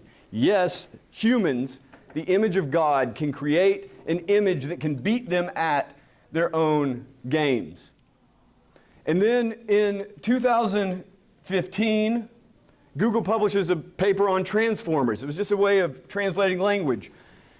They were working towards artificial general intelligence, which is roughly defined as a system which is able to emulate human cognitive proficiency.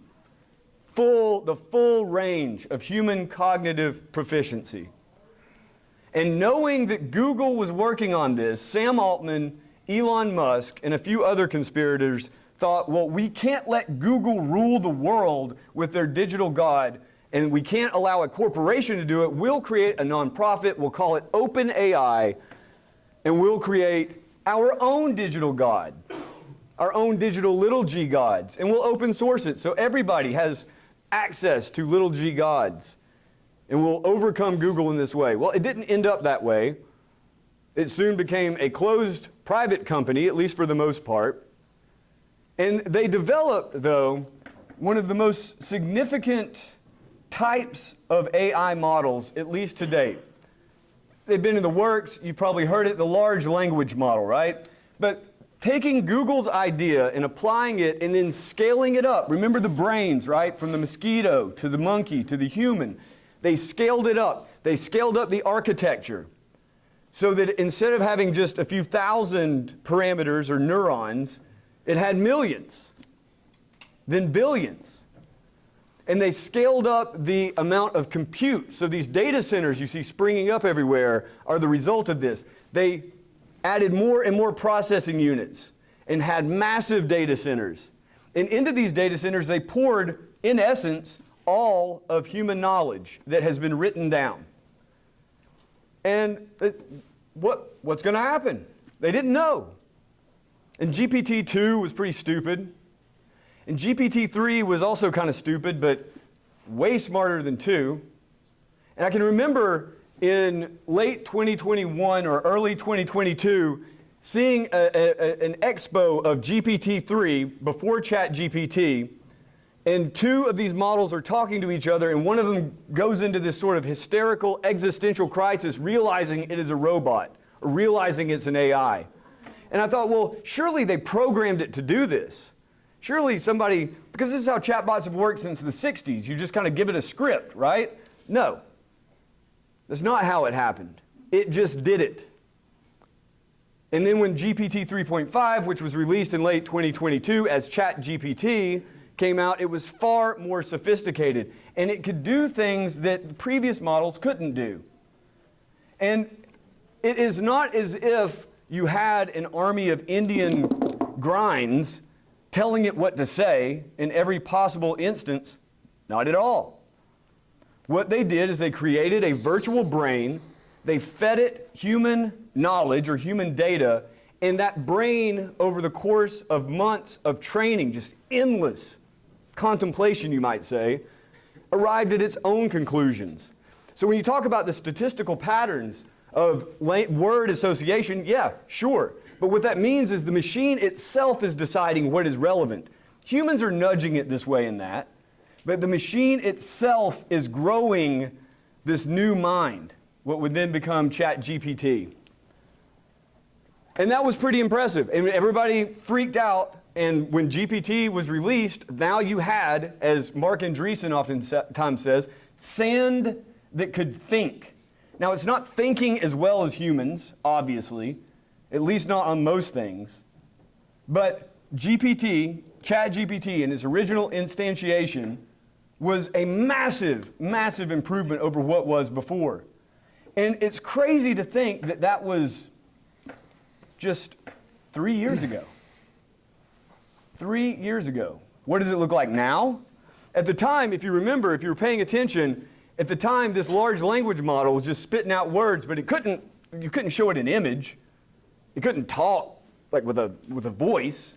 It couldn't create images. You had, at the time, DALL-E was the other OpenAI project. It could create images, but they're all warped and weird, deformed, monstrous, intriguing, but monstrous. And then, just a few years later, you had, or less than a year later, actually, you had GPT-4, and so on and so forth, and now you have a system, in just a few years, an integrated system that can do a number of different things. It can understand text, you can feed it text, whole books, and it can read it and tell you what it thinks about it. This was impossible 5 years ago, certainly 10 years ago. You can ask it to generate an image, and because the image generation is now integrated into the system, it can generate images better than most people could draw or paint in just a few years. Now, to me, they're awful, they're soulless, they're monstrous. In fact, just to be very clear, I think we should probably destroy all these data centers now, save the electricity for us and the water for us, and the jobs and the human creative efforts for us, but, you know, the means probably would exceed anything that I could mention here, so let's just say that that's my sentiment, but the reality is it's going to keep growing like a cancer on the earth. The ape of the image of God will continue growing indefinitely. This rapid development would also spawn other companies, right? So Elon Musk, being dissatisfied with Sam Altman's leadership, breaks away and forms xAI, and Dario Amodei, also being concerned about the safety procedures, creates Anthropic. And so now you have the four what are known as frontier AI companies: Google with Gemini and Veo and others, OpenAI with ChatGPT and Sora and others.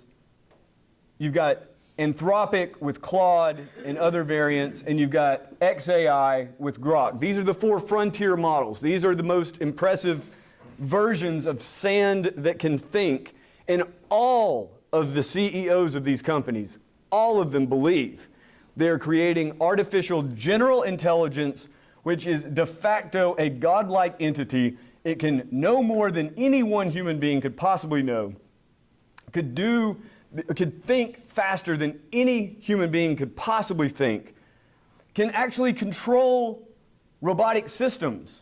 These are being integrated all over the place, and can control more robotic systems, obviously, than any human being could do at once. A little g God they believe they are creating. And the people who evaluate these systems, you would think that they're crazy, blinkered. I know many of these people. I've been in constant contact with them. I've been to their offices and seen their methodologies. And the people who evaluate these systems are finding all sorts of astounding things coming out of them. So that, for instance, Epoch AI, while running GPT and others, GPT-5 and other systems through a series of tests to see how well it can do mathematics, and I don't mean 2 + 2 = 5 or anything that I can do.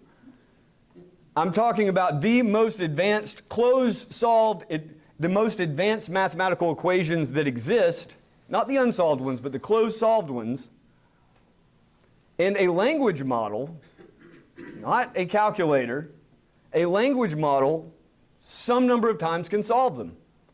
It's not reliable. You wouldn't want to get in a plane that flies 2 out of 3 times. But the reality is that they taught sand to think. It can solve mathematical problems better than anyone, except for that one professional mathematician in here, anyone here, certainly me. And that's not all it can do. So another organization, the Center for AI Safety, looking at the progression from GPT-4 to GPT-5, has measured, for instance, I mean, you're talking about just, armies of people grinding away, testing these systems over and over again. What can it do? What can it do? What can it do? It's not just doing word matching anymore. It does what's known as reasoning. It's not reasoning like human beings do. It's an alien way of reasoning. It's an alien mind, a non-human mind, but it does reason. And when tested on its knowledge, it hallucinates. Yeah, for sure. You ask it, for instance, what did Aquinas say about God being able to create a boulder heavier than he could lift? And most of the time it'll get it right, but sometimes it's going to say God can and he will, and he'll throw it like Donkey Kong at Mario, right? This will happen sometimes, but not most of the time. And for reasoning, asking it to reason through problems such as, just like a simple problem, you give it a situation. I'm in a room. There is alcohol on the other side of that door. I need to get the alcohol, and I need to know how much I can drink, and it can reason through this. It is not just simply pattern matching at this point. It is reasoning in this alien fashion. More importantly, it can code. And it can code well. GPT can code well. Claude can code well. Gemini, I hear, codes pretty well. By the way, I never use this, ever. I have never once used it. Superstitious. I refuse to use the Ouija, the digi-Ouija, right? It's not going to happen. I'm a writer. What use do I? For me, if I use it, I'm cheating. So I have no use for it whatsoever. But I talk to people who use these systems all the time, and it can code really well. Low-level code at the moment. It can code so well, in fact, that AI companies are really dialing back hiring low-level coders. Some 13% of jobs have evaporated thus far, according to a recent Stanford study, and it's anticipated to be much, much more. Now, this is important if you're a coder, because it means you're not going to have an entry-level job where you learn the ropes, but it's also important for the creation of what is known as artificial superintelligence, right? So if artificial general intelligence is a system that can operate at the cognitive level of a human being, artificial superintelligence is variously defined, but artificial superintelligence, basically now, the new fashionable way of saying it, is it's smarter than all human beings combined, all 8.5 billion of us combined. The original definition was basically, though, it is a system that is so sophisticated that human beings cannot really comprehend it, and human beings cannot really control it. Now, an essential element to these systems, which I failed to note in the beginning, is the decision-making capabilities of these systems, the freedom that they have. The reason we call it AI instead of regular computer code is because it does make decisions. It does, for instance, when you ask it a question, it's not just going and searching the internet. The neural network itself has learned the concepts, and you ask it a question, and it will take a unique path chosen by the machine, not the programmer, to the answer. And the more sophisticated the system, the more freedom it has. They are already basically unknowable, and they are already, in essence, out of human control. It's just the slightest bit of freedom, right? You may have seen recently that Sam Altman announced that now you can tell ChatGPT not to put M-dashes in your cheat, in the paper that you've asked it to create for you for school, right? As they were always putting in these M-dashes, which I love M-dashes. They ruined the M-dash. That alone's enough to tear down every data center on Earth. But you can now tell it not to put M-dashes in. Think about that for a minute. These systems that are just as, it's just code, you couldn't tell it not to put an M-dash in it and it would consistently not do it until now. They figured out how to tell it how to write. It has a will of its own. It has a mind of its own. It's constrained, right? It's just in a smartphone and a few robots that aren't very strong. More importantly, it's in billion or about 1 billion plus brains, human brains right now, meaning that human beings are glued to these systems symbiotically already. And these algorithms are not putting output into a screen alone, they're putting the output into human brains. And these systems are becoming, when I say human brains, I mean the people just looking, Grok, is this real? And they believe it's the highest authority on what is and isn't real. What do you use, who in this room would you go to ask the deepest questions about your life, to confess your sins to? Right? In the old days, we called these priests. Now we call them chatbots. And this is happening. The most common use case for ChatGPT, according to OpenAI, is therapist. Confiding your deepest secrets and asking the machine opinions on what it means to be a human. It's in people's brains. And it is also unknown how or why it's doing what it's doing. It's been described, I think, aptly as the black box problem. We're talking about now, the current state of the technology, about 1 trillion or so parameters. It's about 100th the number of neurons in the human brain. But with just those trillion parameters, you have a machine that can do advanced mathematics, semi-advanced coding, can produce paintings, can make songs, blah, blah, blah, blah, blah. They suck, but they can do it. And they're only getting bigger. And the data centers are springing up everywhere. A big part of the Stargate project and other corresponding projects, not just here, but in the Middle East and across China, is to make bigger and bigger data centers for bigger and bigger virtual brains, which they assume will be able to not only surpass human beings in knowledge and reading and writing and mathematics, but ultimately begin to discover things about the universe that human beings never even thought to ask. How would this happen? One part of it is the scaling and the improvement in the architecture and the brain architecture, but another is the AI improving itself. If the AI is able to analyze its own code and write improvements to that code, the assumption is that this recursive self-improvement would eventually lead to what is known as superintelligence. And it would move out from being AGI, artificial little g, godlike intelligence, to artificial superintelligence, or big G, God. The assumption in this religion of technology is this.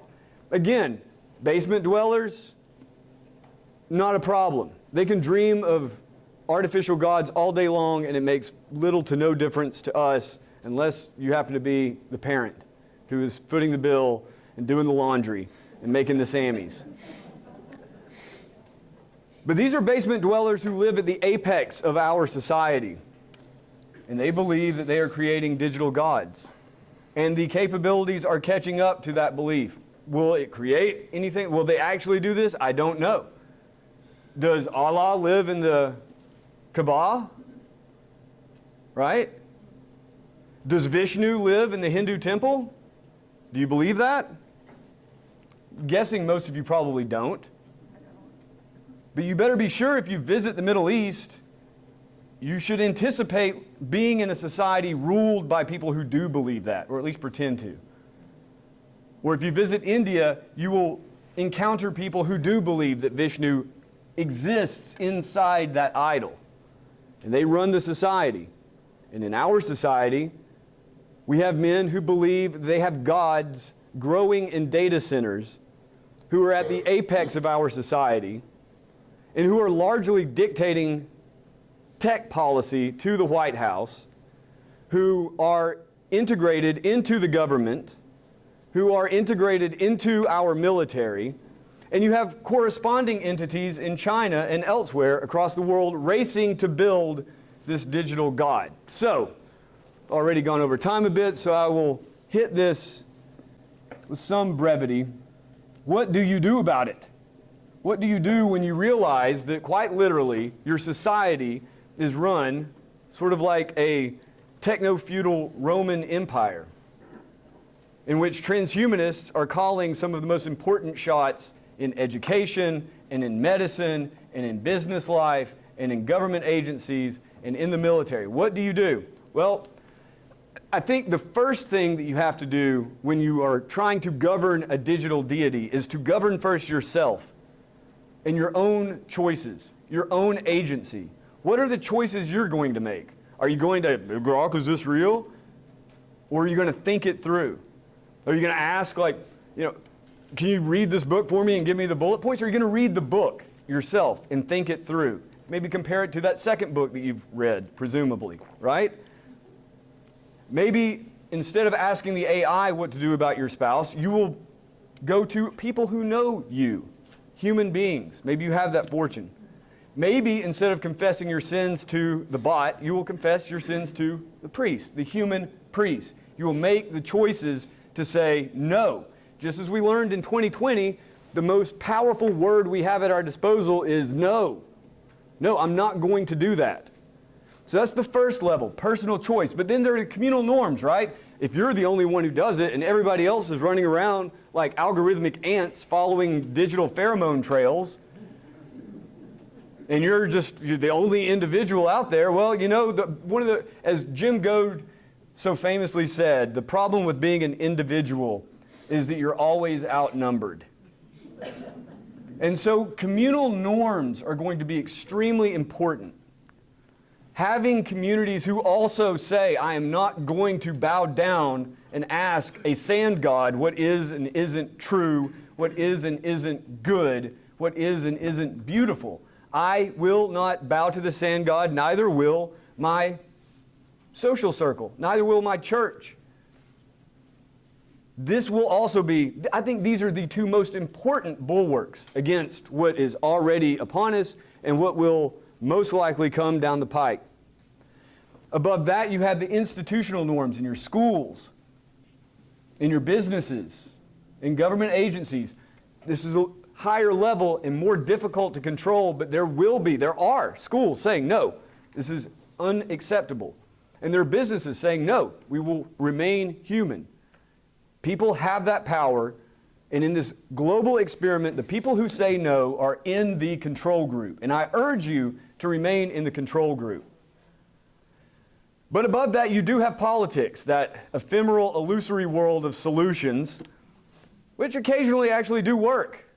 For instance, in places where pornography is banned, you got to work to get it, right?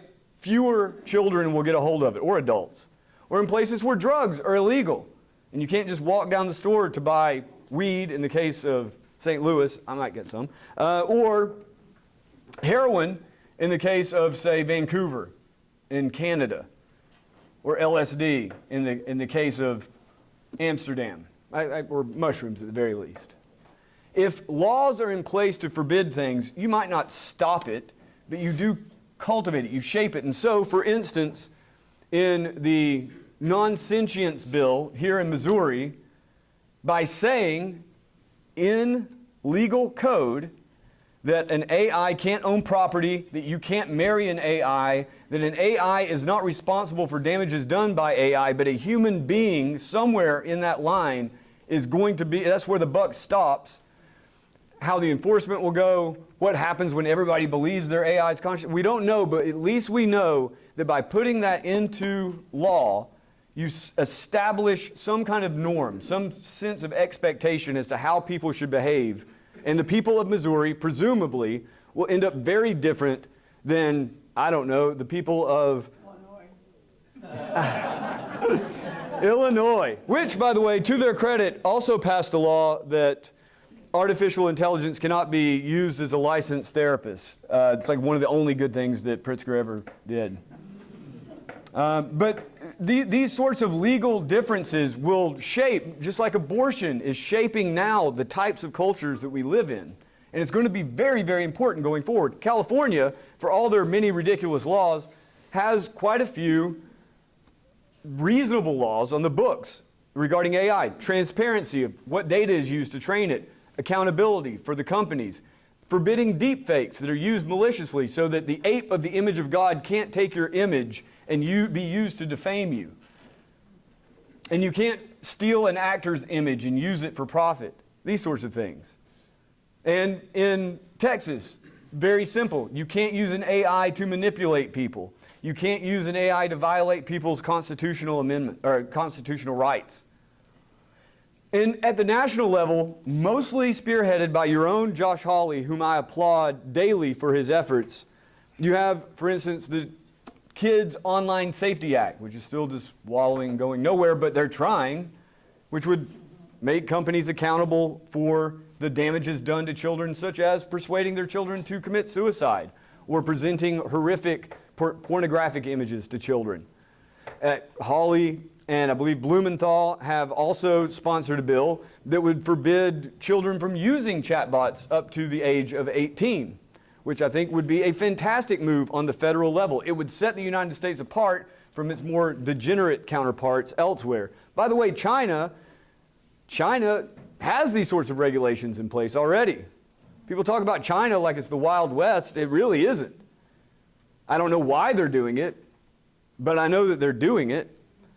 And then on the more kind of lofty level, Hawley and again, I believe it's Blumenthal, have introduced the AI Risk Assessment Act, which the fear that you hear from so many people is that the creation of superintelligence would bring with it catastrophic or even extinction level risks. So cybersecurity, right? Already you see people using AI to generate malware at scales that simply was not possible before. Also the potential of creating bioweapons, because the AI is very, very good at analyzing biological structures and predicting what kind of mutations would do what. Or drone swarms, lethal autonomous weapon systems, or nuclear codes, which, God forbid if they hand that over to the machines, but that's certainly on the table among people who are thinking about this, because if you don't, what if China does? Now, I myself am very much an agnostic when it comes to superintelligence and extinction. I think the most likely scenario is that AI will make life so miserable we will wish we were extinct.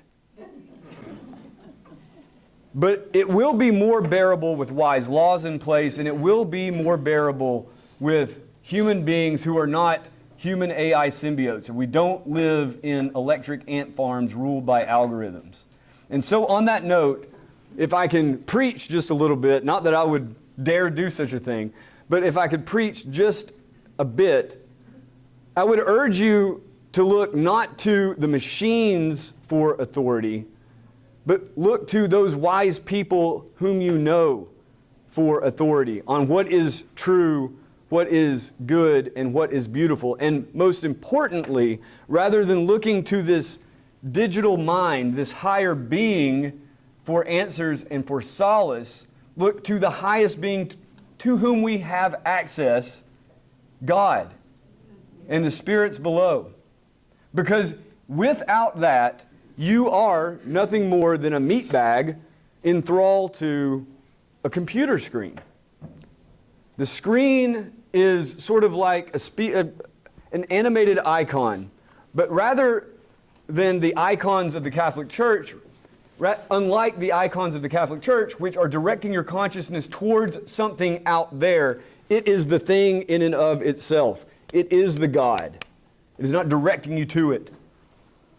And I urge you to turn to those things which point to higher realities. And most importantly, and this is quite on a basic level, most importantly, instead of turning to non-human digital minds for companionship, which I don't think anyone here is doing, I'm not asking anybody to raise hands, and instead of turning to human beings mediated through screens for companionship, enjoy this, because this is what we were made to be. Human beings together, looking at each other's flaws, seeing each other's flaws, seeing the brilliance and beauty inside each other, Seeing the mortality, knowing that we are all mortals, knowing that we are all images of God, knowing that we are all beautiful as we are, and hoping that we will become, if not perfect, as close as it comes in the here beyond. And with that, I wish you the best. I am sure enough of us will make it.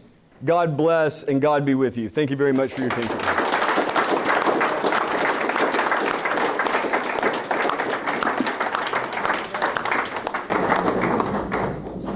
All right, we're going to take some questions real quick, but I wanted to ask, and so if you do have a question, please come up to the front here to this microphone so that we can get it on the camera here. But I guess, just real quickly, you talked about it, Joe, and even Canon. Is AI the right name for it, or should we be forcing legislation to call it machine learning type thing or something? I mean, it's Digital demon. It's catchy. Digital demon.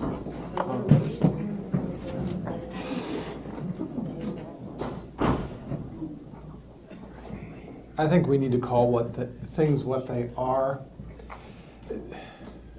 Like I said, please keep in mind this is not my regular day job. So,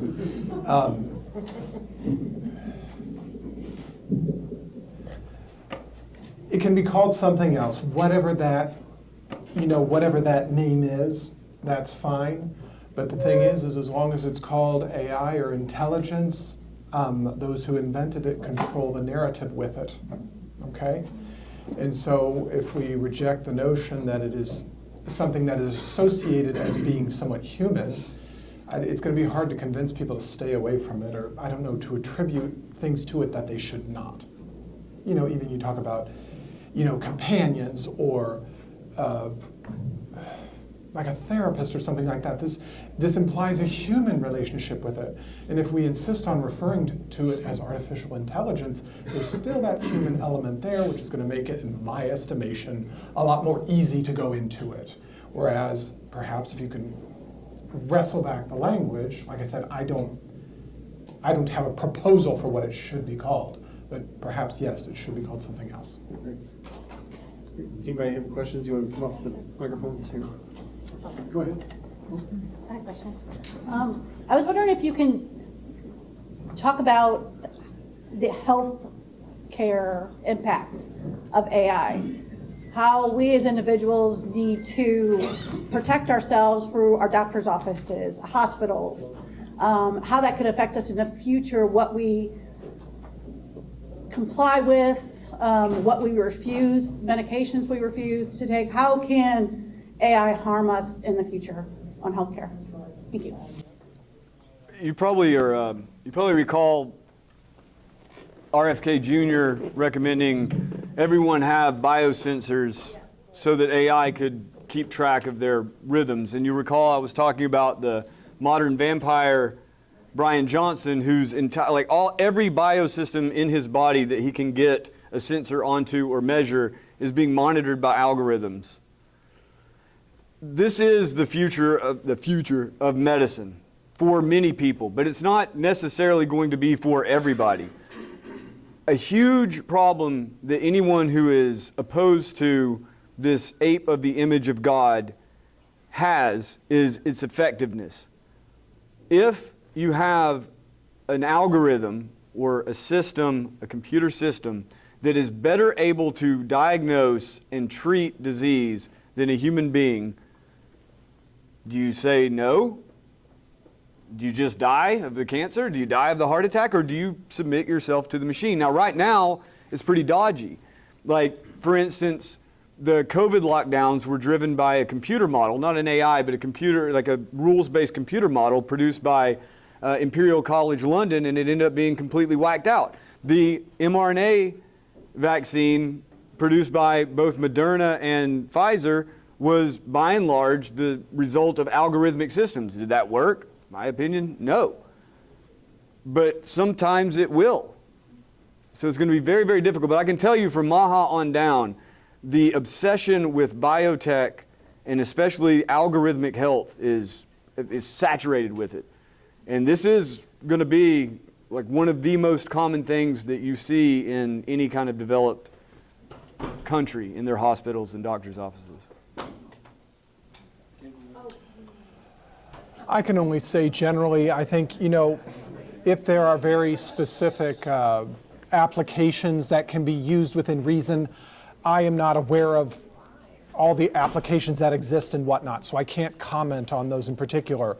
But, it is foreseeable that, because, we need to make a distinction between this general AI or this super AI and very narrowly defined AIs. I could see where that could help, in healthcare to a certain extent, all right? But on a spiritual level, we all need to accept the fact that we will die one day, okay? And if we accept that fact, we're at least living in reality and we can make the corresponding decisions. So again, it's a much more spiritual question, man knows he's gonna die, but he claws his entire life to try and avoid that end. And we should not make healthcare or good health another idol. Okay, AI is an idol in and of itself, but even kind of predating AI a bit, people were, I don't know, that's the end of our human existence, this perfect health. So anyway, that's what I would say to that. So my question would be, if your goal, if our goal is to preserve everything that we're worried that data centers will take away, if the argument is no data centers, are you concerned that the opponents can say, oh, they're just being unrealistic, and therefore the opposite argument is maximum data centers? Whereas if our argument was instead, here's the areas of specific restrictions we need to place, then they can't just say, oh, that's completely unrealistic, the opposite argument is maximum. They would have to then say why each of those are something that should be restricted, as opposed to just data centers as a whole. Yeah. Well, if you're gonna, it sounds like this is what I sound like on an answering machine. Do I really sound like this? Yeah. Yeah. You have this huge pushback. Like one of the biggest wins, if you're anti-data center, was Tucson, and they were like, no, you're not putting your data center right here in the middle of Tucson. They said, okay. And then they're putting it just like 20, 30 miles down the road in the county instead of the city. Yep. And then you've got other wins in Georgia, Indiana, South Dakota. Places are like, no, you're not going to take our electricity and our water. So like, okay, we'll go somewhere else. I don't see in the near future, realistically speaking, unless there's some kind of miraculous turnaround in public sentiment, the data centers are going to keep coming. And it's just a matter of who's going to have to deal with it. I think that it's going to be compromised, though. Is the data center going to be here in St. Louis, or where is it going to be? How much electricity does it take? How do you negotiate the vast amounts of electricity that they're going to pull? Or like, is the argument as to whether the data center should exist or where it should exist? Or should the argument say, maybe you're not allowed to give advice to suicide victims, or maybe you're not allowed to work with people under 18, or maybe you're not allowed to talk about religious matters, or something like that, to contain what the data centers can be used for rather than where they're placed? Well, so already internally, OpenAI has now stopped their models from giving medical advice. For now, although other AI models will be specifically for that. Yeah, I think the accountability laws, like the ones, like the non-sentience and accountability laws on the table here in Missouri, that accountability is going to be really, really important. If the chatbot says, kill yourself, or if the chatbot says, have unclean relations with a monkey, or whatever, then it's the company that is responsible for it. And I think that it'll be something. I mean, to be honest, if I didn't entitle my book Dark Aeon for nothing. It's going to get really weird, but it doesn't mean you have to take it lying down. Thank you. I just want to say, you guys hear me okay? Yeah. I think you guys did a great job. Such a broad topic, trying to cover AI, so much to it, and you guys really just I feel like nailed it, covered all the different pieces. The conversation kind of evolved initially, the way it was discussed, more as a tool, could be used for good, could be used for evil, kind of reminded me of the gun control debate, when people try to say that, guns kill people, and, most people in this room would agree that, guns just a tool, guns don't kill people, people kill people. And so, the conversation kind of started off down that road, and then you get into, transhumanism and all these other things, and you're like, wow, there's a lot more to it than just, a tool in itself. And so, one of the things I was wondering about is how do you define it? Because AI right now is so broad, and I serve in the Missouri Senate. I chair the Economic Development Committee. Last session, I had a brand new senator come to me with a bill that I really liked the idea. He had issues in his county where they were using AI to determine property assessments, and that was creating all sorts of problems. So he filed a bill that would prevent that. And he brought me the bill, I looked it over, gave it a lot of thought, and I've been trying, I'm not a big AI user, so I've been trying my best to kind of catch up and at least read up, and because I know it's coming, legislative things are going to come, bills are going to come, and I'm going to have to be more knowledgeable. And so he came to me, and I read through it, and I said, I see exactly what you're trying to fix. My only concern is, nowhere does it define AI in statute, and it doesn't in this bill. And so how do you break that down? Because AI, you look up the most basic definition of AI before we, like any of these more recent things were even on our radar that we had to worry about, and it was just say something to the effect of AI would be the capability of a machine to perform cognitive functions associated with human minds. Like, if that's not defined, who knows how a court's going to rule on that? Under that definition, they could decide that, Microsoft Excel technically could fit under that. Like using a calculator could potentially, you could make the argument. I think it's kind of ridiculous, but I think a lot of things that happen in our judicial system are pretty ridiculous and defy common sense. And so my recommendation was for him to go in and find a more precise definition for what he's trying to prevent. So you have AI in old terms, they could be defined as using Microsoft Excel or a spreadsheet, and then you have on the other end of the spectrum like all this transhumanist type stuff that, as you mentioned, these billionaires doing. So I don't know if we need to just coin another term. I know when we're just having conversations as society, it's a little different, and you mentioned artificial superintelligence. So now I'm wondering, do we need to separate AI and coin a new term like ASI or something like that to break down the old definition of AI versus some of this crazy things that are happening? And just kind of a cautionary thing I'd put out there for any legislators that might be here. If you're going to do anything on AI, clearly define it in the bill. Because if you don't, someone else will, and you have no idea what that's going to turn out to be. So just kind of the cautionary thing I'd put out there, or if you're advocating for a bill, don't just put AI. If AI is not defined in statute, the court could come in and rule, and it could have a completely different effect than you intended. And before I go into filibuster mode, which I'm at risk at right now, whenever I get in front of a microphone, just 3 years in the Senate and it happens. I just wanted to get your guys' thoughts on any of that feedback. Well, definitely. So the original definition of artificial intelligence, coined in 1956, was, in essence, a machine that can think like a human. Still doesn't exist. Now we call that artificial general intelligence, but as of now, it's a machine that can think kind of like a human in little bitty ways, and that's not going to work in a bill. So right now, one way to think of it is you have straight computer algorithms, right? These are rules-based. You put in an input, you can trace the entire path to the output, and vice versa. With AI, you can't.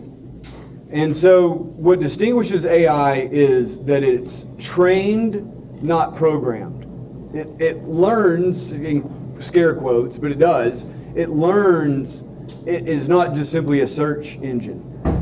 It has freedom, in certain degrees. It can decide. It's a decision-making system. And when the 10-year moratorium was put into the big, beautiful bill, they defined it as, there were a number of different elements, but one of the big ones was an algorithmic decision-making system, because it can make the decisions to a degree. And so that doesn't help you a whole lot, but one thing that I think, two elements that divide what we're now calling AI in general from previous rules-based computer algorithms, it's the fact that through machine learning, it is kind of growing like a plant rather than just being handcrafted. Yeah. And that's, again, is that great for a bill? I don't know, but some way of saying that. And also, like a plant kind of decides which way to grow towards the sun and which way, its branches and its roots towards water and nutrients, the AI is also deciding within certain parameters how it's going to grow and how it's going to behave. There's just so many different ways it could be misused. There was a recent case, I think it was in Mississippi, where someone used AI to do this deep fake of like an ex-girlfriend or ex-wife doing something completely inappropriate and spread that around to people. There was a well-reported case in New York where they used AI to write a legal brief, and it cited all these court cases that didn't exist. But in cases like that, there's the same as if you had a paralegal that made all these mistakes. There's still ethical responsibility on the attorney. It's ultimately on them, whether it's AI or another person, to do that. So some of these, and with the case of like the deep fake, I'm wondering wouldn't that already be covered by libel laws? And so breaking that down, where to draw the line. Because at the same time, I agree with everything that was said. We got to be very cautious. At the same time, I'm always looking for ways to deregulate when places where we have overregulation, obstacles where government gets in the way and prevents you from starting a business, being prosperous in other ways. And looking back at the history, a lot of regulations came about from people with good intentions, with something that was new or unknown. And it turned out being oppressive and putting up these roadblocks. So what I'm trying to learn, and I'd appreciate any input. Maybe if I could give you my information, I'd love to chat with you more offline. How to balance those two things? How to make sure we're stopping these, any terrible things that are happening, but also not encroaching into areas that we don't want, not having unintended consequences that are going to hinder economic growth or other things, or have prevent us from using Microsoft Excel or silly things like that. If you train a dog to be a killer and you send it out, it's your fault. Even if the dog decided to kill a kid. If you train your child before they're 18 to be a killer and they go out and kill, it's your fault as a parent. You're liable. And I think the same thing it doesn't matter if you've created superintelligence that's godlike. You did it, it's your fault. And so that's why I think these companies are in many ways hiding behind this decision-making aspect of it, and saying, oh, well, it's the machine doing it. The machine told the kid to kill himself. Well, you made it, even if it's just one kid, you made it. I think Sam Altman, well, maybe we'll have to wait till the next world, but he deserves a lot. Yeah, you make build a faulty house that collapses, you're liable. So, yeah, I think that's kind of where I was at. Focus on accountability for the person designing the product. In some cases, I think that there's some really terrible things that can be used, but I also don't want to demonize just the broad term of AI in general and anything that could include. But I think that's spot on. It's the users, whether they're using it for good or evil, and if they're putting out a product that's hurting people, I think focusing on holding them accountable to prevent that, I think is at least a great first step going forward. So thank you. I just wanted, I wanted to make a less technical observation, if I would.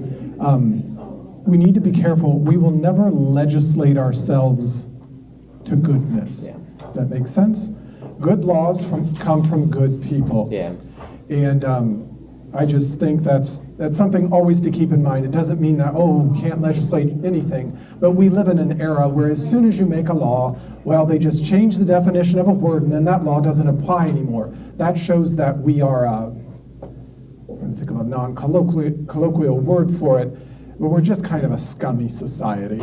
You know, we want to do what we want to do, and we like hide behind the mask of all this, you know, litigation and whatnot to make ourselves look good. But so I would suggest, on the other hand, you know, we need to think outside the box.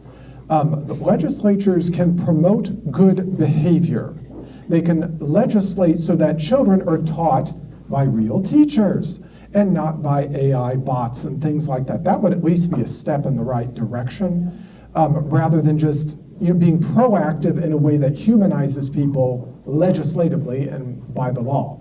But at the same time, I admit it's not because I don't understand all that stuff, but I don't know, you're just going to have to be on your toes, I guess is what I would say, because every time you write a law, they're going to change the definitions of the AI. It's a constant game of whack-a-mole.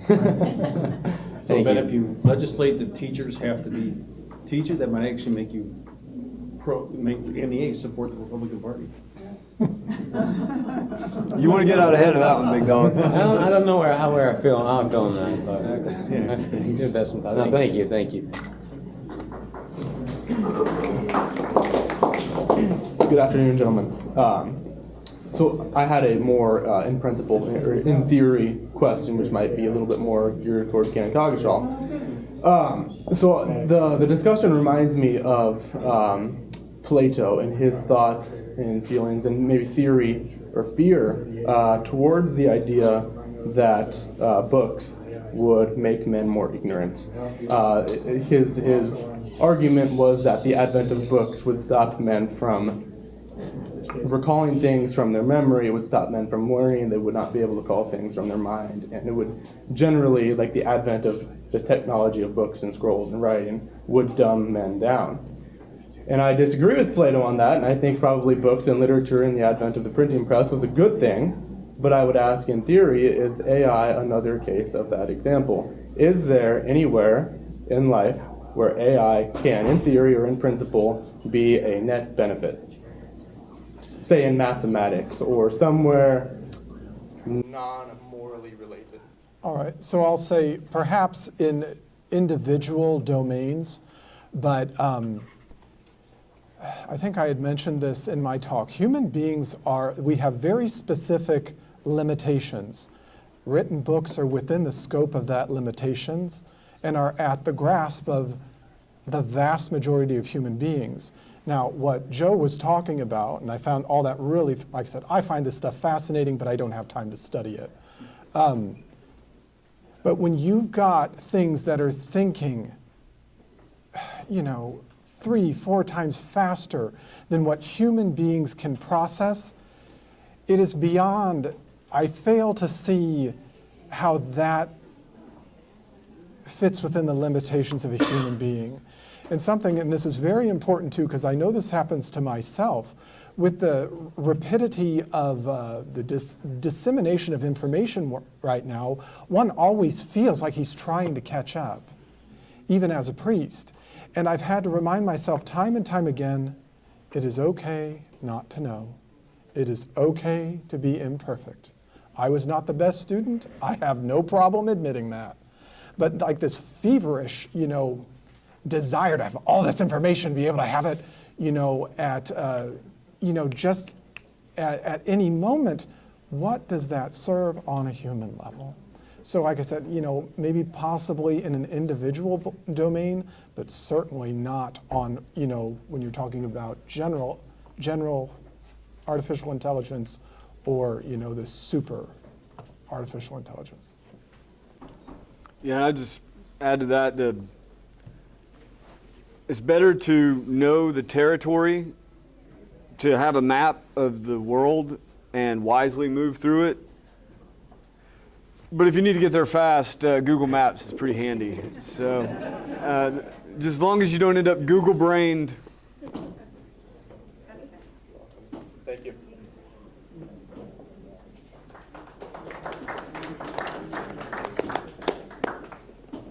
So you said the church earlier had stances on AI inference as a war capacity as being some kind of a disseminated intelligence in actors that are actually making the call. I think most of its application is not going to actually be in actors on the ground, especially not just in war, but in the prelude, those fractious relationships that all people have, and different groups, whether they be a corporation or some capitaled interest.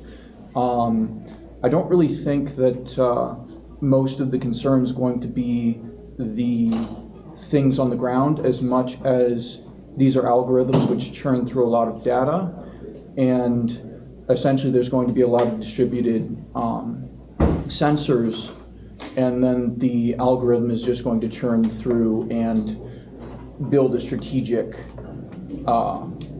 plan, probably. Another thing, identifying the actual place where this is coming from, like all things are born of something, of some matter, of some mother, of some etc. I don't think coming to the point of saying that it's tech elite or etc. is necessarily the best point of view, considering most of these people are, they're involved in R&D, but they're actually usually the children of finance. And most of these entities are just trying to come up with algorithms for actuarial and statistical solutions on large levels. So it might be easier to try to thwart this on the basis of those limiting factors which affect them, so like time horizons, their actual quarterlies, maybe. I see the Rotary Club symbol over there. A lot of people don't know what the what that little keystone in it is. That's a failsafe. That's for a specific kind of a mechanical failsafe, so that when a motor is going, the gear just stops spinning when this engineered piece with a pre-engineered breaking point of friction, etc., is hit. I don't remember what exactly it's called off the top of my head right now. I guess it's just jitters. But maybe coming up with some kind of a legislative solution that will paralyze the actual utility of these systems. So like you have to shut it off for a period, will be the kind of impetus that will actually cost these corporations largely and will reduce harm. Do you have any thoughts on that as a perspective? It's going to be more you than me. If I understand you correctly, just state the question one more time. So, delay tactics might be useful. Yeah. Not just delay tactics in the means of preventing data centers because they're just going to put them somewhere else. And frankly, the U.S. isn't. A lot of places in the U.S. aren't the best. If you wanted, you'd want a lot of ventilation, so you'd put it in somewhere like Norway or Iceland, where a bunch of peasants can't go at it, and where you can aggregate a lot of data. These places also already have some of the largest, essentially, trust funds under government management. Very centralized. You're saying go after the money, though, in general. So these are techno-capital systems. If you can steer their behavior through financial incentives, you could get what you wanted out of. I'm suggesting a tactical point of view for the regulation, because we've been going around what it is, but that's sort of just a delay in some regards. I mean, identifying what the problem is important. Right. But you also have to actually do the regulation. Yeah. I mean, in a sense, if I'm understanding you correctly, that investment or the financial flow, rather than the actual physical infrastructure itself, that the financial incentives or the financial backing is the main support system for this. And if you can affect that, for instance, just limit the amount of capital that these or regulate types of. So the thing that they're doing is how they keep the point of view of the progress going. Yeah. So having the system continually operate is how they justify having so large an overhead for their system development. And these are R&D systems which are eating a large amount of capital. Yeah. And essentially are like awash with waste. Yeah. And they need to actually convince their shareholders and the public to invest in their shareholders and to keep it going. So what I'm suggesting is basically some kind of a clause, fail-safe clause in legislation for basically taking things off air. So like, if there is some kind of a breakdown, you have a mandated taking of that system off air. Oh, well, actually, so Hawley's proposed bill, the national bill for AI risk assessment, if I'm not mistaken, includes that. It's geared towards, of course, kind of superintelligence ideas, but if there is, in essence, the bill would provide for organizations to constantly monitor under the Department of Energy and other outside organizations. These would constantly monitor these systems, and any sign of misbehavior or malice or malfunction would then be noted, and then they would have the power to shut down that specific instance. So shut down the servers. China is all over this, right? Like China has something exactly like that. So that if a system is perceived or as being against the party, then, so if that's what you mean, again, I'm not exactly clear on if what you mean is. Part of what I'm saying, suggestion to be obvious, but. Yeah. But this fail-safe idea, I mean. I remember the term a shear pin. The shear pin, yeah. I mean, there's an e-stop, right, in automated rigging. That was my industry. Every system, every automated system has an e-stop.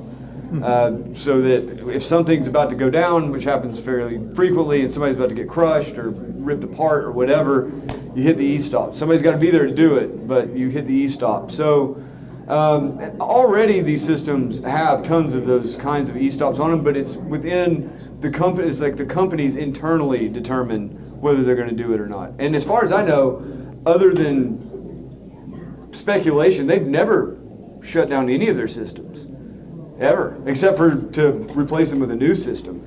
So having an external like government system, Peter Thiel would call this the Antichrist. But you know, there's somebody's gonna have to Peter Thiel says a lot of things. Yeah, they're gonna have to trademark Antichrist on that one. Get this last question real quick.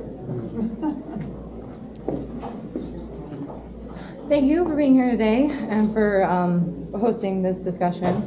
I have a vested interest in this. Shortly after Trump announced the AI American Action Plan, Department of Energy also came out with tons of corresponding things, basically telling America what to do. In those filings, they said that they were going to coordinate AI hyperscale corridors along highways. Unfortunately, we are one of those corridors. I don't have anything other than long-range transmission filings and other official documents to point to that direction, other than the fact that the electricity is there, the solar is there, the litigation is there. So we're talking about SB4, right, for large load users.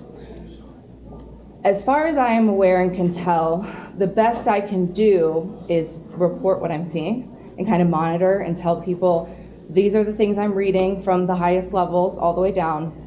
This is how I understand them. I have people in my community terrified because on the I-70 corridor, Warrenton sits to become a hyperscale facility. Shortly down the road, there will be a manufacturing facility for like a logistics hub. Think about your robots and stuff going out for automation. That's what I'm tracking and that's what I'm researching. I'm at the point now where people are asking, what can we do about this? They're wanting to sign petitions. I approached the Board of Aldermen to try to mediate a discussion about ordinances that is essentially got shot down, and we replaced any talk of permitting or oversight with instead conditional use permit appropriations, which they say are going to mitigate any sort of negative impact on the community, but you know that only goes so far because permits and regulations, zoning, all of that is very black and white. My question for you, I'm monitoring, I'm learning, I'm trying to process out and regurgitate to the people so that we can all be on the same page, because I believe it's coming, and unfortunately, there's not much we could do about it because it's been in the plans for such a long time. We can push back, but like you said, they're gonna go right down the road. What can I do, or what direction can I help pull my people in to help sustain us through this next transitional period? Because I don't know if you're aware, but long-range transmission plans now have to indicate 20 years. So that means utility planning is 20 years. So we're planning 20 years of AI factories, the next 20 years shortly after one is implemented, because it phases out. As I see the next 20 years, we'll be completely separated into 3 social classes, more so than we already are. Like the higher people, we have the people who will be in the factories, the AI factories and stuff, running the jobs. We'll have a different type of framework for our labor force, right? And that's already kind of being implemented on the socioeconomic websites. And you see discussions with the governor transitioning Missouri to be an AI logistics hub. Again, pulling that back to my question, what can I do to help support my people through this transition beyond education? So that we can be, because we're prepared, we're talking to our people, we know what's happening, the data center is coming, the Port Authority is already in charge, the governor's been contacting the commissioners, like, it's in motion, they're just not at a place where they have, certain things have to happen before they can make official statements. But it is happening. So without knowing what to do now, what can I do to bring back the people face to face? Like I have a standing on social media, we can talk to each other. I do once a month have in-person meeting where we can come and we can talk and we can support each other. But beyond getting people in my community involved on a level that's appropriate with these new industries, what can I do and what can we do as a people of Missouri to support each other through this change? You know way more about the situation than I do. I keep going is all I got. Just keep talking about it? I mean, or chain yourself to the data center and say you can't keep going. I mean, I don't know. I guess, has there been any communities across the United States that have kind of fought back on these? Well, as far as that goes, yeah. Tucson was the big one, but there's tons all over. Like again, there's instances South Dakota, in Indiana, in Georgia, where it didn't just in Tucson. It's going to go right down the road, and many of them it won't. Many of them will go across the state, but it won't be in your backyard. Yeah, but for the AI backbone of America that Trump and the Department of Energy are implementing, there are some of them that are going to come. We can't say no. They're hyperscale, like the big 4 you talked about. Yeah. I think that'll be one of my communities. So is there any advice you have for us? And I understand if not, I won't take any more of your time. I'm going to let the candidate, and then we're going to go ahead and cut off. No, that's fine. All right. Well, I appreciate everybody's attention to this. I really want to thank Joe Allen for coming, and I want to thank Canon Coggeshall for coming. And I hope you guys got a lot out of this. Again, the legislative session is going to start. The bill filing is going to start on December 1st. Look for the bills because we need to get support for that. Like I said, the Freedom Principle is making it one of our legislative priorities for 2026. And we encourage you to join our organization and help us fight that in Jefferson City, fight for that in Jefferson City. So thank you very much, and thank you guys for